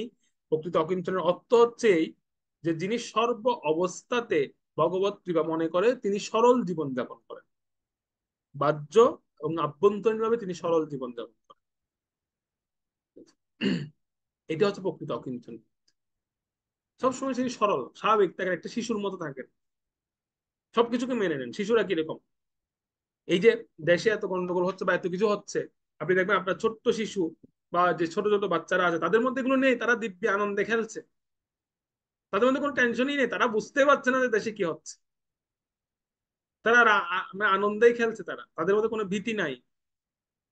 আমি তো দেখে দেখে অবাক হয়ে যাচ্ছে, আরে আমাদের মেন্টালিটি এরকম হচ্ছে না কেন? আমরা তো কত টেনশন করছি, কত কিছু ভাবছি, কি হবে কি না হবে, কিন্তু যখন বাচ্চাদেরকে দেখছি তারা নির্দ্বিধায় খেলছে, আনন্দে আছে তারা। তো আনন্দে তাদের মধ্যে, মানে এই মেন্টালিটিও তাদের মধ্যে নেই, এটার নাম হচ্ছে সরলতা। তো একজন ভক্তের বা একজন বৈষ্ণবের এরকম সরল হওয়া উচিত, ভগবানের উপর এরকম ডিপেন্ডেবল হওয়া উচিত, যে যা হয় হোক, ভগবান যা করে সেটা আমার জন্য মঙ্গল। ভগবান আমার জন্য মৃত্যু রেখেছেন, ওকে, আমি গ্রহণ করবো মৃত্যুটা। ভগবান আমার জন্য এটা রেখেছেন, ওকে, আমি সেটা গ্রহণ করবো। ভগবান আমার জন্য দারিদ্র রেখেছেন, আমি দারিদ্রতা গ্রহণ করবো, কোনো অসুবিধা নেই। এই স্তরে পৌঁছালে সেটার নাম হবে অকিঞ্চন। এটা হচ্ছে, এটা আরেকটা সূত্র আপনাদের বলছি। বাচ্চার মতো, ছোট শিশুর মতো যদি সরল কেউ হয়, ওই স্তরে পৌঁছানোর নাম হচ্ছে অকিঞ্চন বৃত্তি, সে অকিঞ্চন হয়ে গেছে। যেমন প্রভুপাদ, প্রভুপাদ যখন প্রথম বিদেশে গিয়েছিলেন, যখন বরফ পড়ছিল, বড় বড় বরফ পড়ছিল, প্রভুপাদ বরফগুলো দেখে প্রভুপাদ বলছিলেন, আচ্ছা এগুলো কি ডিটারজেন্ট দিয়ে শহর পরিষ্কার করা হচ্ছে? মানে ডিটারজেন্ট দিয়ে শহর পরিষ্কার প্রভুপাদ মনে করেছিলেন ডিটারজেন্ট দিয়ে সরকারি ভাবে শহর পরিষ্কার করছে, সেজন্য সব সাদা সাদা সাদা সাদা হয়ে গেছে। মানে কতটা সরল প্রভুপাদ। তো বক্তারা প্রভুপাদ করছে, না না প্রভুপাদ, এগুলো ডিটারজেন্ট নয়, এগুলো হচ্ছে বরফ পরে আছে, সাদা হয়ে আছে সেজন্য। তারপর আরেকবার প্রভুপাদ একটা জায়গায় প্রোগ্রামে যাচ্ছেন, তো গোবিন্দা মাতাজি নামে একজন মাতাজি আছেন, প্রভুপাদের শিষ্যা, ইনি ড্রাইভ করছেন, গাড়ি চালাচ্ছেন, মানে উনি ড্রাইভারের সিটে উনি বসেছেন, মাতাজি বসেছেন ড্রাইভারের সিটে, প্রভুপাদ সামনে বসেছেন। তো যখন ড্রাইভারের সিটে মাতাজি বসেছেন, তখন প্রভুপাদ মাতাজি বলছে, গোবিন্দা তুমি এখানে বসেছো কেন, এটা তো ড্রাইভারের সিট। তো মাতাজি বলছেন, হ্যাঁ প্রভুপাদ, আমি ড্রাইভিং জানি, আমি সেজন্য এখানে বসেছি। বলছে, ড্রাইভিং জানো মানে? তার মানে তুমি ড্রাইভিং করবে? বলছে, হ্যাঁ আমি ড্রাইভিং করবো। তার মানে তুমি ড্রাইভিং করে আমাকে নিয়ে যাবে প্রোগ্রামে? মাতাজি বলছে, হ্যাঁ প্রভুপাত, আমি ড্রাইভিং করে আপনাকে প্রোগ্রামে নিয়ে যাব। তো প্রভুপাদ সারাক্ষণ চিন্তা করছেন, আর কিছুক্ষণ পর পর ফিরে ফিরে মাথার দিকে তাকাচ্ছেন, মাথা দিয়ে ড্রাইভ করছেন, উনি তো বাম হাতে একদম ড্রাইভ করছেন। তো কিছুক্ষণ পর প্রভুপাদ শুধু মাথার দিকে তাকায় আর চিন্তা করে, আরে কিভাবে ড্রাইভ করছে। মানে প্রভুপাদের একটা সরলতা হচ্ছে যে আমাদের দেশে তো ড্রাইভ করে সাধারণত পুরুষেরা, মানে পুরুষরাই গাড়ি চালায়, কিন্তু এখানে মাতাজিরা গাড়ি চালাচ্ছে। প্রভুপাদ অবাক হয়ে দেখছেন, শুধু বারবার মাথার দিকে তাকাচ্ছেন আর বলছে, তুমি গাড়ি চালাতে পারো, তুমি গাড়ি চালাতে পারছো। মানে অবাক হয়ে দেখছে। ওই সময়ে ভারতবর্ষে তো সাধারণত মেয়েরা গাড়ি চালাতো না। তো সেই জন্য প্রভুপাদের কাছে আশ্চর্য লাগছে সেটা, যে ও কিভাবে গাড়ি চালাতে পারে। এতটাই সরল ছিলেন প্রভুপাদ, এতটাই সরল ছিলেন। সেজন্য একটা জায়গায় এটা এটা বলা হয়, বা একটা জায়গায় আমরা এই সূত্রটা পাই, যে ভক্তি যোগটা বা ভক্তি জীবনটা জটিল লোকদের জন্য নয়। যারা আমরা ভক্তি জগৎটাকে জটিল করে ফেলি, বা আমরা মনে করি যে এটা অনেক জটিল, অনেক কঠিন একটা বিষয়, বা আমরা অনেক সময় নিজের জীবনটাকে জটিল করে ফেলি, তাদের জন্য আসলে ভক্তিযোগ নয়। তারা বুঝতে পারবে না ভক্তিযোগটা কি, ভক্তিযোগের টেস্টটা কি, স্বাদটা কি, সেটা বুঝতে পারবে না তারা, যারা জটিল করে ফেলে জীবনটাকে। অনেক কারণে জটিল করে ফেলতে পারে। আমরা অনেক সময় অনেক বিভিন্ন কারণে জটিল করে বসে বসে থাকি। যারা নিজের জীবনটাকে জটিল করে ফেলবে, তারা জীবনে ভক্তিযোগের স্বাদটা পাবেই না, কোনোদিনও কোনোদিনও পাবে না তারা। কিন্তু যারা সরল, তারাই কিন্তু প্রকৃত টেস্ট পায়, ভক্তির টেস্ট পাবে। সরল লোকের জন্য ভক্তিটা এসেছে। যদি আপনাকে বা আমাদেরকে প্রশ্ন করা হয় যে আপনি বিগত 15 বছরে ভক্তি জীবনে এসে কি কি করেছেন, তখন দেখবেন আমরা মাথা চুলকাবো। মানে আমরা চিন্তা করবো কি কি করেছি, একটা লিস্ট লিখি, একটা কাগজ কলম নিয়ে বসবো, হ্যাঁ এটা এটা করেছি, এটা এটা করেছি, এটা করেছি, আবার চিন্তা করে করে লিখবো, হ্যাঁ এটা এটা করেছি আমি। এইটা হচ্ছে জটিলতার প্রতীক। মানে এই প্রশ্ন যদি আমি ওপেন ছুড়ে দিই, এখন আমাদের সবার মাঝে যদি ওপেন ছুড়ে দেওয়া হয় যে বিগত 15 বছরে আমরা কি কি করেছি ভক্তি জীবনে এসে, আমরা কিন্তু মিনিমাম সবাই চিন্তা করবো। কেউ এক কথা বলতে পারবো না। সবাই চিন্তা করবো আমরা। এবং হয়তো কারো কারো একটা বড় লিস্ট হয়ে যেতে পারে কারো কারো জীবনে, যে আমি এটা করেছি, এটা করেছি, এটা করেছি, এটা করেছি, অনেক লম্বা লিস্ট হয়ে যাবে। কিন্তু এদের মধ্যে থেকে অকিঞ্চন বের করা যাবে কিভাবে, কোন সূত্র বল? অকিঞ্চন সূত্র, এই সূত্র বলে বের করা যাবে যখন দেখবেন তাদের মধ্যে থেকে কোনো ভক্ত সে এক লাইনে লিখেছে যে আমি বিগত 15 বছর ধরে ভগবানের কথা শ্রবণ করেছি। এক লাইনে লিখে দিয়েছে সে, আমি একদিনের জন্য ভগবানের কথা শ্রবণ থেকে বিরত ছিলাম না। প্রতিদিন আমি কোনো না কোনো মাধ্যমে কোনো না কোনো স্থান হতে আমি, বা কোনো না কোনো ব্যক্তির কাছ থেকে, কোনো না কোনো ভগবত ভক্তের কাছ থেকে আমি ভগবানের কথা শ্রবণ করেছি। যদি কেউ এক লাইন এটা লিখে যে আমি বিগত 15 বছর ধরে আমি এই কাজটা করেছি, সে হচ্ছে প্রকৃত অকিঞ্চন। এত লম্বা লিস্টের দরকার নেই, যারা জটিল তাদের এত লম্বা লিস্ট হবে, সে কি করে যে ফিরিস্তি লিখতে বসে যাবে সে। কিন্তু যে সরল বা যে অকিঞ্চন প্রকৃত, সে এক কথায় লিখবে, বিগত 15 বছরে আমি ভগবানের কথা শ্রবণ করেছি একটা, একদিনের জন্য আমি বন্ধ রাখি। প্রতিদিন প্রতিদিন আমি কোনো না কোনো মাধ্যমে গুরুদেবের কাছ থেকে আমি ভগবানের কথা শ্রবণ করেছি। এটা হচ্ছে অকিঞ্চন বৃত্তি, ভগবানের কথা শোনা। আপনারা অনেকে শুনেছেন নরসি মেহতা নামে একজন আহ, ভারতবর্ষে একজন ব্যক্তি ছিলেন, নরসি মেহতা। ওনার অনেক অনেক প্রসিদ্ধি আছে, ওনার অনেক কথা আছে। ওনার একটা কাহিনী আছে এরকম, যে একবার ওনার বাবা মারা গিয়েছিল। ওনারা দুই ভাই, ওনার বাবা মারা গিয়েছিল, ওনার বাবা শ্রাদ্ধ করতে হবে। তো ওনার যে বড় ভাই, সে বড় ভাইটা প্রতি মাসিক যে শ্রাদ্ধ গুলো হয় সেগুলো তিনি করেছেন, আদ্য শ্রাদ্ধটা উনি করেছেন। তো যখন বাৎসরিক শ্রাদ্ধের সময় এসে গেছে, তখন ওনার বড় ভাই এই নরসিংহ মেহতাকে বলছে, নরসিংহ মেহতা কিছুই করতেন না, ওই যে ছোট বাচ্চার শিশুর মতো সহজ সরল ভগবানের ভজনা করতেন তিনি। তো বড় ভাই ছোট ভাইকে বলছে যে নরসি, তুই তো আমার বাবা মারা যাওয়ার পরে একটা কাজেই তুই করিস নি। না শ্রাদ্ধ করেছিস, না যে মাসিক শ্রাদ্ধ গুলো হয় সেগুলো করেছিস। এখন বাৎসরিক শ্রাদ্ধের সময় এসে গেছে, আমি তো পুরো 12 মাসের শ্রাদ্ধ গুলো আমি করলাম, তো অন্তপক্ষে বাৎসরিক শ্রাদ্ধের আয়োজনটা তুই কর, কিছু কিছু হলেও আমাকে হেল্প কর। এরকম করে যখন বলেছেন, তখন নরসিংহ মেহতার মানে একটু লেগেছে বিষয়টা, যে হাজার হোক তো নিজের বাবা, তো বাবার জন্য কিছু না কিছু করতে ইচ্ছে করে। তো তখন তিনি চিন্তা করেন তিনি কি করবেন, তিনি তো কিছুই করেন না, কোনো কাজ টাজ করেন না, সারাক্ষণ ভগবানের নাম কীর্তন করে বেড়ান সব জায়গায়। তো তিনি চিন্তা করছেন, আচ্ছা ঠিক আছে, আমি যেহেতু আমার বড় ভাই আমাকে বলেছে যে কিছু ব্যবস্থা করার জন্য, তা আমি একটা কারো কাছ থেকে কোনো ঋণ নিয়ে আসি, ঋণ ঋণ করে আনি, পরে শোধ করে দেবো আস্তে আস্তে। তো এরকম চিন্তা করে তিনি একজন শেঠ, তিনি একজন জমিদারের কাছে গিয়েছেন, গিয়ে ব্যবসায়ীর কাছে গিয়ে তিনি বলছেন যে আমাকে কিছু টাকা ধার দিন, আমি আমার বাবার শ্রাদ্ধ, আজকে আমার বাবার শ্রাদ্ধ, বাৎসরিক শ্রাদ্ধ, তো আমি শ্রাদ্ধটা করে আপনাকে আপনার টাকাটা শোধ করে দেব।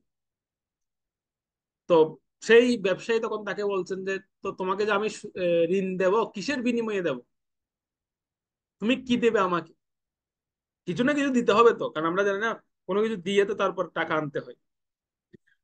তখন নরসিংহ মেহতা বলছে আমার তো দেওয়ার মতো কিছু নেই, তবে আমার একটা জিনিস আছে, সেটা হচ্ছে আমি আপনাকে কীর্তন শোনাতে পারি, আমি ওটা জানি, আমি কীর্তন গাইতে পারি কিছু, তো আমি আপনাকে কীর্তন শোনাতে পারি, আর আপনি আমার কীর্তন শোনার পরিবর্তে আমাকে কিছু অর্থ আপনি ধার দিন, আমি আপনাকে দিয়ে দেবো। তো সেই ব্যবসায়ী তখন মানে হেসে অনেকটা, মানে তিনি বলছেন আরে পাগল, কেউ কোনোদিন কি গানের বিনিময়ে কেউ টাকা ধার দেয়? আচ্ছা যাক, এই যখন বলছে ঠিক আছে, মানে অনেকটা তাচ্ছিল্যের স্বরে তাকে বলছে যে, ঠিক আছে তুমি গাও, কীর্তন করো, তোমার কীর্তন যদি আমার ভালো লাগে তাহলে আমি তোমাকে টাকা ধার দেবো। তো নরসিংহ মেহতা তো একদম কীর্তন গাওয়া শুরু করে দিয়েছেন, ভগবানের কীর্তন। এমন ভাবে তিনি কীর্তন করছিলেন, কীর্তনে সম্পূর্ণ নিমগ্ন হয়ে গেছেন তিনি, সম্পূর্ণ নিমগ্ন হয়ে গেছেন। আর এদিকে ওই ব্যবসায়ী বারবার ঘড়ি দেখছে, ঘড়ির দিকে তাকাচ্ছে যে এখনো শেষ করছেন, এখনো সন্ধ্যা হয়ে যাচ্ছে, রাত 12টা বেজে যাচ্ছে, কীর্তন শেষ করছেন না। নরসিংহ মেহতা কীর্তন গেয়ে যাচ্ছেন, গেয়ে যাচ্ছেন। যখন রাতের 12টা বেজেছে, তখন ওনার হঠাৎ কীর্তন বন্ধ হলো, তখন তিনি চোখ খুললেন। এতক্ষণ চোখ বন্ধ করে কীর্তন গাইছিলেন ভগবানের। তো চোখ খুলে বলছেন, সে ব্যবসায়ী বলছেন, ব্যবসায়ী তখন হাই তুলছেন, মানে ব্যবসায়ীর ঘুম পাচ্ছে, যেতে পারছে না, দোকান বন্ধ করে যেতেও পারছে না, ও আছে সেখানে। তো ব্যবসায়ীকে তখন নরসিংহ মেহতা বলছেন যে ঠিক আছে, আমার তো কীর্তন গাইলাম, আপনি আমাকে এবার ধার দিন। তো ব্যবসায়ী তখন নরসিংহ মেহতাকে বলছে, গড়িতে কয়টা বাজে দেখেছো? এখন রাতের 12টা বাজে, আর আজকে ছিল তোমার বাবার শ্রাদ্ধের দিন, তুমি তো সারাদিনটা কীর্তন গেয়ে কাটিয়ে দিয়েছো, এখন টাকা নিয়ে কি করবে আর? অর্থাৎ সারা দিনটা উনি কীর্তনে কাটিয়ে দিয়েছেন, ওনার যে ওই দিন যে ওনার বাবার শ্রাদ্ধের দিন, সকালবেলা টাকা আনতে গিয়েছেন আর কীর্তন গেয়ে সারাদিন শেষ। তো নরসিংহ মেহতা চিন্তা করছেন, আরে আমি যদি এখন ঘরে যাই তাহলে আমার বড় ভাই আমাকে কি করবে? কারণ আমি একে তো হচ্ছে আমি কোনো অর্থ দিইনি, মানে কোনো টাকা এনে দিতে পারিনি, দ্বিতীয়ত আমি সারাদিন ছিলাম ঘরের বাইরে, শ্রাদ্ধেও অ্যাটেন্ড করতে পারিনি, বাবার শ্রাদ্ধটাও করতে পারলাম না। এই মুহূর্তে যদি আমি ঘরে যাই তাহলে আমার পরিস্থিতিটা কি হবে, এটা চিন্তা করছিলেন। আর চিন্তা করতে করতে করতে করতে তিনি ঘরের দিকে আস্তে আস্তে যাচ্ছেন। তো ঘরের দিকে যখন গিয়েছেন, ঘরে গিয়ে তিনি দেখতে পাচ্ছেন ওনার বড় ভাই একটা চেয়ারে খুব ক্লান্ত হয়ে বসে আছে, মানে অনেক ক্লান্ত অবস্থায় বসে আছে। তো নরসিংহ মেহতা মনে মনে খুব নিজেকে ছোট বলে মনে করছেন, মানে ছোট ভাব নিয়ে তিনি একদম দৌড়ে গিয়ে ভাইয়ের চরণে পড়েছেন। চরণ ভাই ভাইকে বলছেন যে ভাই, দাদা আমাকে ক্ষমা করে দিন, আমি আমি হচ্ছে সবচেয়ে পতিত, আমি আপনাকে কোনোদিন সাহায্য করতে পারিনি, আমার বাবা শ্রাদ্ধে কোনো অর্থ দিতে পারিনি, অর্থ দিতে পারিনি, আমি আমি নিজের শ্রমও দিতে পারিনি, সারাদিন আমি ঘরের বাইরে ছিলাম, আমি এতটাই অপদার্থ। আজকে সারাদিন আমার বাবার শ্রাদ্ধ হয়ে গেছে, কিন্তু আমি একবারের জন্য আসতে পারি, তো আপনি আমাকে ক্ষমা করে দিন, আমাকে আপনি যেই শাস্তি দেবেন আমি সেই শাস্তি মাথা পেতে নেব। তো বড় ভাই বলছে, আরে তুমি আমাকে শাস্তি দিবে কি, আমি অলরেডি শাস্তি পাচ্ছি সারাদিন ধরে, যে তুমি এত সুন্দর শ্রাদ্ধের আয়োজন করেছো, যে আমি তো এত এই মাত্র আমি কি হলাম, ফ্রি হলাম, সবাইকে ভোজন করিয়ে সবাই যাওয়ার পরে এই মাত্র আমি একটু বসার সুযোগ পেয়েছি, আর তুমি বলছো তুমি কিছুই করোনি। আমি তো সারা সব জায়গায় তোমাকে দেখতে পাচ্ছি, সারাদিন তোমাকে দেখেছি আজকে আমি। যেখানে যাচ্ছি প্রভাত পরিবেশনে সেখানে তোমাকে দেখতে পাচ্ছি, শ্রাদ্ধ করতে বসে সেখানেও তোমাকে দেখতে পাচ্ছি, আর তুমি বলছো তুমি সারাদিন বাড়ির বাইরে ছিলে, এগুলো কি বলছো তুমি? তখন তো নরসিংহ মেহতা বুঝতে পেরেছেন যে আসলে একটা ঘটনা ঘটে গেছে এখানে। উনি তখন বড় ভাইকে বোঝাচ্ছেন যে না, আমি সারাদিন এখানে ছিলামই না, আমি তো ওই ব্যবসায়ীর দোকানে কীর্তন করছিলাম। তবে তখন বড় ভাই বলছে, তাহলে এখানে কে ছিল? এখানে যে ব্রাহ্মণদের খাওয়ানো থেকে শুরু করে, ব্রাহ্মণদেরকে দক্ষিণা দেওয়া, তাদেরকে বিদায় দেওয়া এবং শ্রাদ্ধ করা, আমাকে সহযোগিতা করা, অর্থ আনা, এগুলো কে করছে? তাহলে আমি তো তোমাকে দেখেছি এগুলো করতে। তখন তিনি বুঝতে পেরেছেন যে কারণ ভগবান নিজেই নরসিংহ মেহতার রূপ ধারণ করে এসে ভগবান সবকিছু করে নিয়েছে। তো এই যে বিষয়টা, এটা কেন হয়েছিল নরসিংহ মেহতার জীবনে, তার কারণ হচ্ছে তিনি অকিঞ্চন ছিলেন।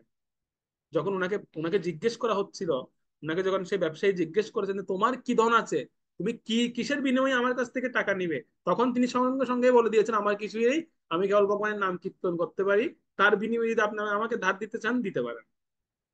এইটা ভগবান অ্যাকসেপ্ট করে নিয়েছে। এটা হচ্ছে প্রকৃত অকিঞ্চন বৃত্তি, যার কাছে কিছু নেই, ভগবানের নাম ভগবানের কীর্তনটাকে সে ধন হিসেবে নিয়েছেন। ভগবান তার ভার গ্রহণ করেছেন, সম্পূর্ণ গ্রহণ করেছেন ভগবান নরসিংহ মেহতার। কারণ ভগবান অকিঞ্চন ভক্তের ভারই ভগবান বহন করেন। অন্যদের অন্যদেরটা ভগবান বহন করেন। ঠিক আছে, আপনারা দেখবেন একটা বিষয়, যে ভগবানের ভক্তরা কখনো ক্ষুধার্ত থাকে না, সে যতই অকিঞ্চন হোক। এরকম নয় অকিঞ্চন মানে তাকে ক্ষুধার্ত থাকতে হবে, সে খেতে পাবে না, এরকম কিন্তু কোনোদিনও ঘটেনি।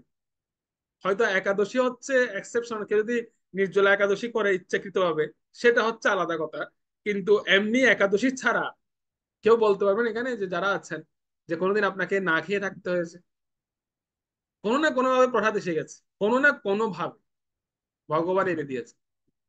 কোনোদিন যদি চিন্তা করেন যে না আজকে দেখি ভগবান আমাকে কিভাবে খাওয়ায় খাওয়া, সেদিনে দেখবেন কোনো না কোনো ভাবে প্রসাদ এসে গেছে। এমন প্রসাদ আসে যে একটা সময় কি হয়, প্রসাদ অপচয় হওয়া শুরু, মানে এত প্রসাদ আর খাওয়া যায় না। সেজন্য ভক্ত কখনো অভুক্ত থাকেন না, ভক্ত কখনো ক্ষিধার্ত থাকেন না। ঠিক আছে, সেজন্য অকিঞ্চন হওয়া বা অকিঞ্চন বৃত্তিটা, এই যে অকিঞ্চন গুণাবলীটা অর্জন করা, এটা আমাদের প্রত্যেকের জন্য, যারা আমরা ভক্তি পথের প্রতীক হয়েছি, আমাদের প্রত্যেকের জন্য এটা অত্যন্ত একটা আবশ্যকীয় গুণ, গুণাবলী, বৈষ্ণবীয় গুণাবলী। যখন কোনো ভক্ত এরকম অকিঞ্চন, সরল হৃদয়ে অকিঞ্চন হয়ে ভগবানের শরণাপন্ন হন, ভগবান নামের প্রতি ভগবানের আহ ভগবানকে নিজের জীবন সর্বস্ব হিসেবে নিতে পারেন, তখন ভগবান সেই ভক্তের সমস্ত বার গ্রহণ করেন। সে ভক্তের সমস্ত বিষয় ভগবান দেখেন। ভগবান তাকে চোখে চোখে রাখেন, এটা বলা হচ্ছে। সেই ভক্তকে ভগবান চোখে চোখে রাখেন। যেরকম মা যেমন চোখের দ্বারা সন্তান প্রতিপালন করেন, সেরকম ভগবান দৃষ্টির দ্বারা সেই ভক্তকে প্রতিপালন করেন, সব সর্বক্ষণ চোখে চোখে রাখেন তাকে। এটা হচ্ছে অকিঞ্চন ভক্তের প্রাপ্তি।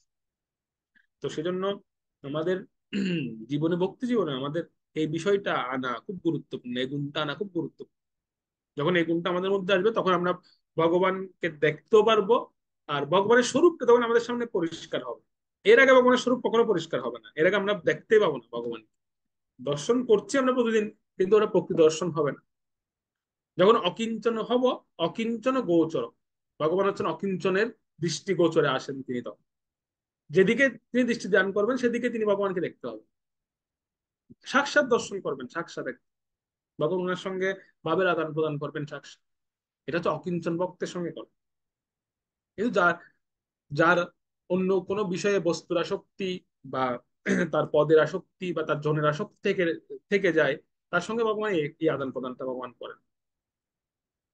তার হয়তো আরো সময় প্রয়োজন। তাই আমাদের উচিত এই যে বৈষ্ণবীয় কোয়ালিটিস, যে গুণ, অকিঞ্চন বৃত্তি, সেই বৃত্তিটা গ্রহণ করা, সেই বৃত্তিটা আনয়ন করার চেষ্টা করা, অন্তত প্রার্থনা রাখা উচিত আমাদের, এরকম প্রয়াস। আমরা পারি বা না পারি, আমাদের একটা প্রার্থনা থাকা উচিত যে যেন আমরাও একদিন এরকম অকিঞ্চন বৃত্তিটা নিজের জীবনে আনতে পারি। কোনো বস্তুর প্রতি বিশেষ আসক্তি না রাখা, কোনো বিষয়ের প্রতি কোনো আসক্তি না রাখা, সম্পূর্ণ ভগবানকে নিজের জীবন ধন হিসেবে নেওয়া, এটা হচ্ছে প্রকৃত। যখন এটা পরীক্ষা হয় তখন, যখন আমাদের জীবনে বিপদ আসে, তখন যখন আমাদের জীবনে একটা বিপদ আসবে, চরম বিপদ, সেদিন এটার পরীক্ষা হয়ে যাবে যে আপনি কাকে জীবনধন হিসেবে নিচ্ছেন, কোন জিনিসটাকে আপনি বাঁচাতে সেভ করতে যাচ্ছেন, কোন জিনিসটাকে আপনি ধন হিসেবে নিয়েছেন। সেদিন পরীক্ষা হয়ে যাবে, সেদিন ভগবান পরীক্ষা, সেদিন ভগবান আমাদের জীবনে মাঝে মাঝে বিপদ দেন, মানে আমাদের জীবনে দুর্যোগ নেমে আসে, বিভিন্ন কারণে হোক, সেটা দেশের কারণে, রাজনৈতিক কারণে, বিভিন্ন কারণে দুর্যোগ কেন আসে, বা কারণ ভগবান তার ভক্তকে পরীক্ষা করেন, যে ভক্ত বিপদকালীন সময়ে তিনি তার জীবন সর্বস্ব হিসেবে কোন জিনিসটাকে নিচ্ছেন, প্রকৃত অকিঞ্চন কিনা ভগবান দেখতে চান।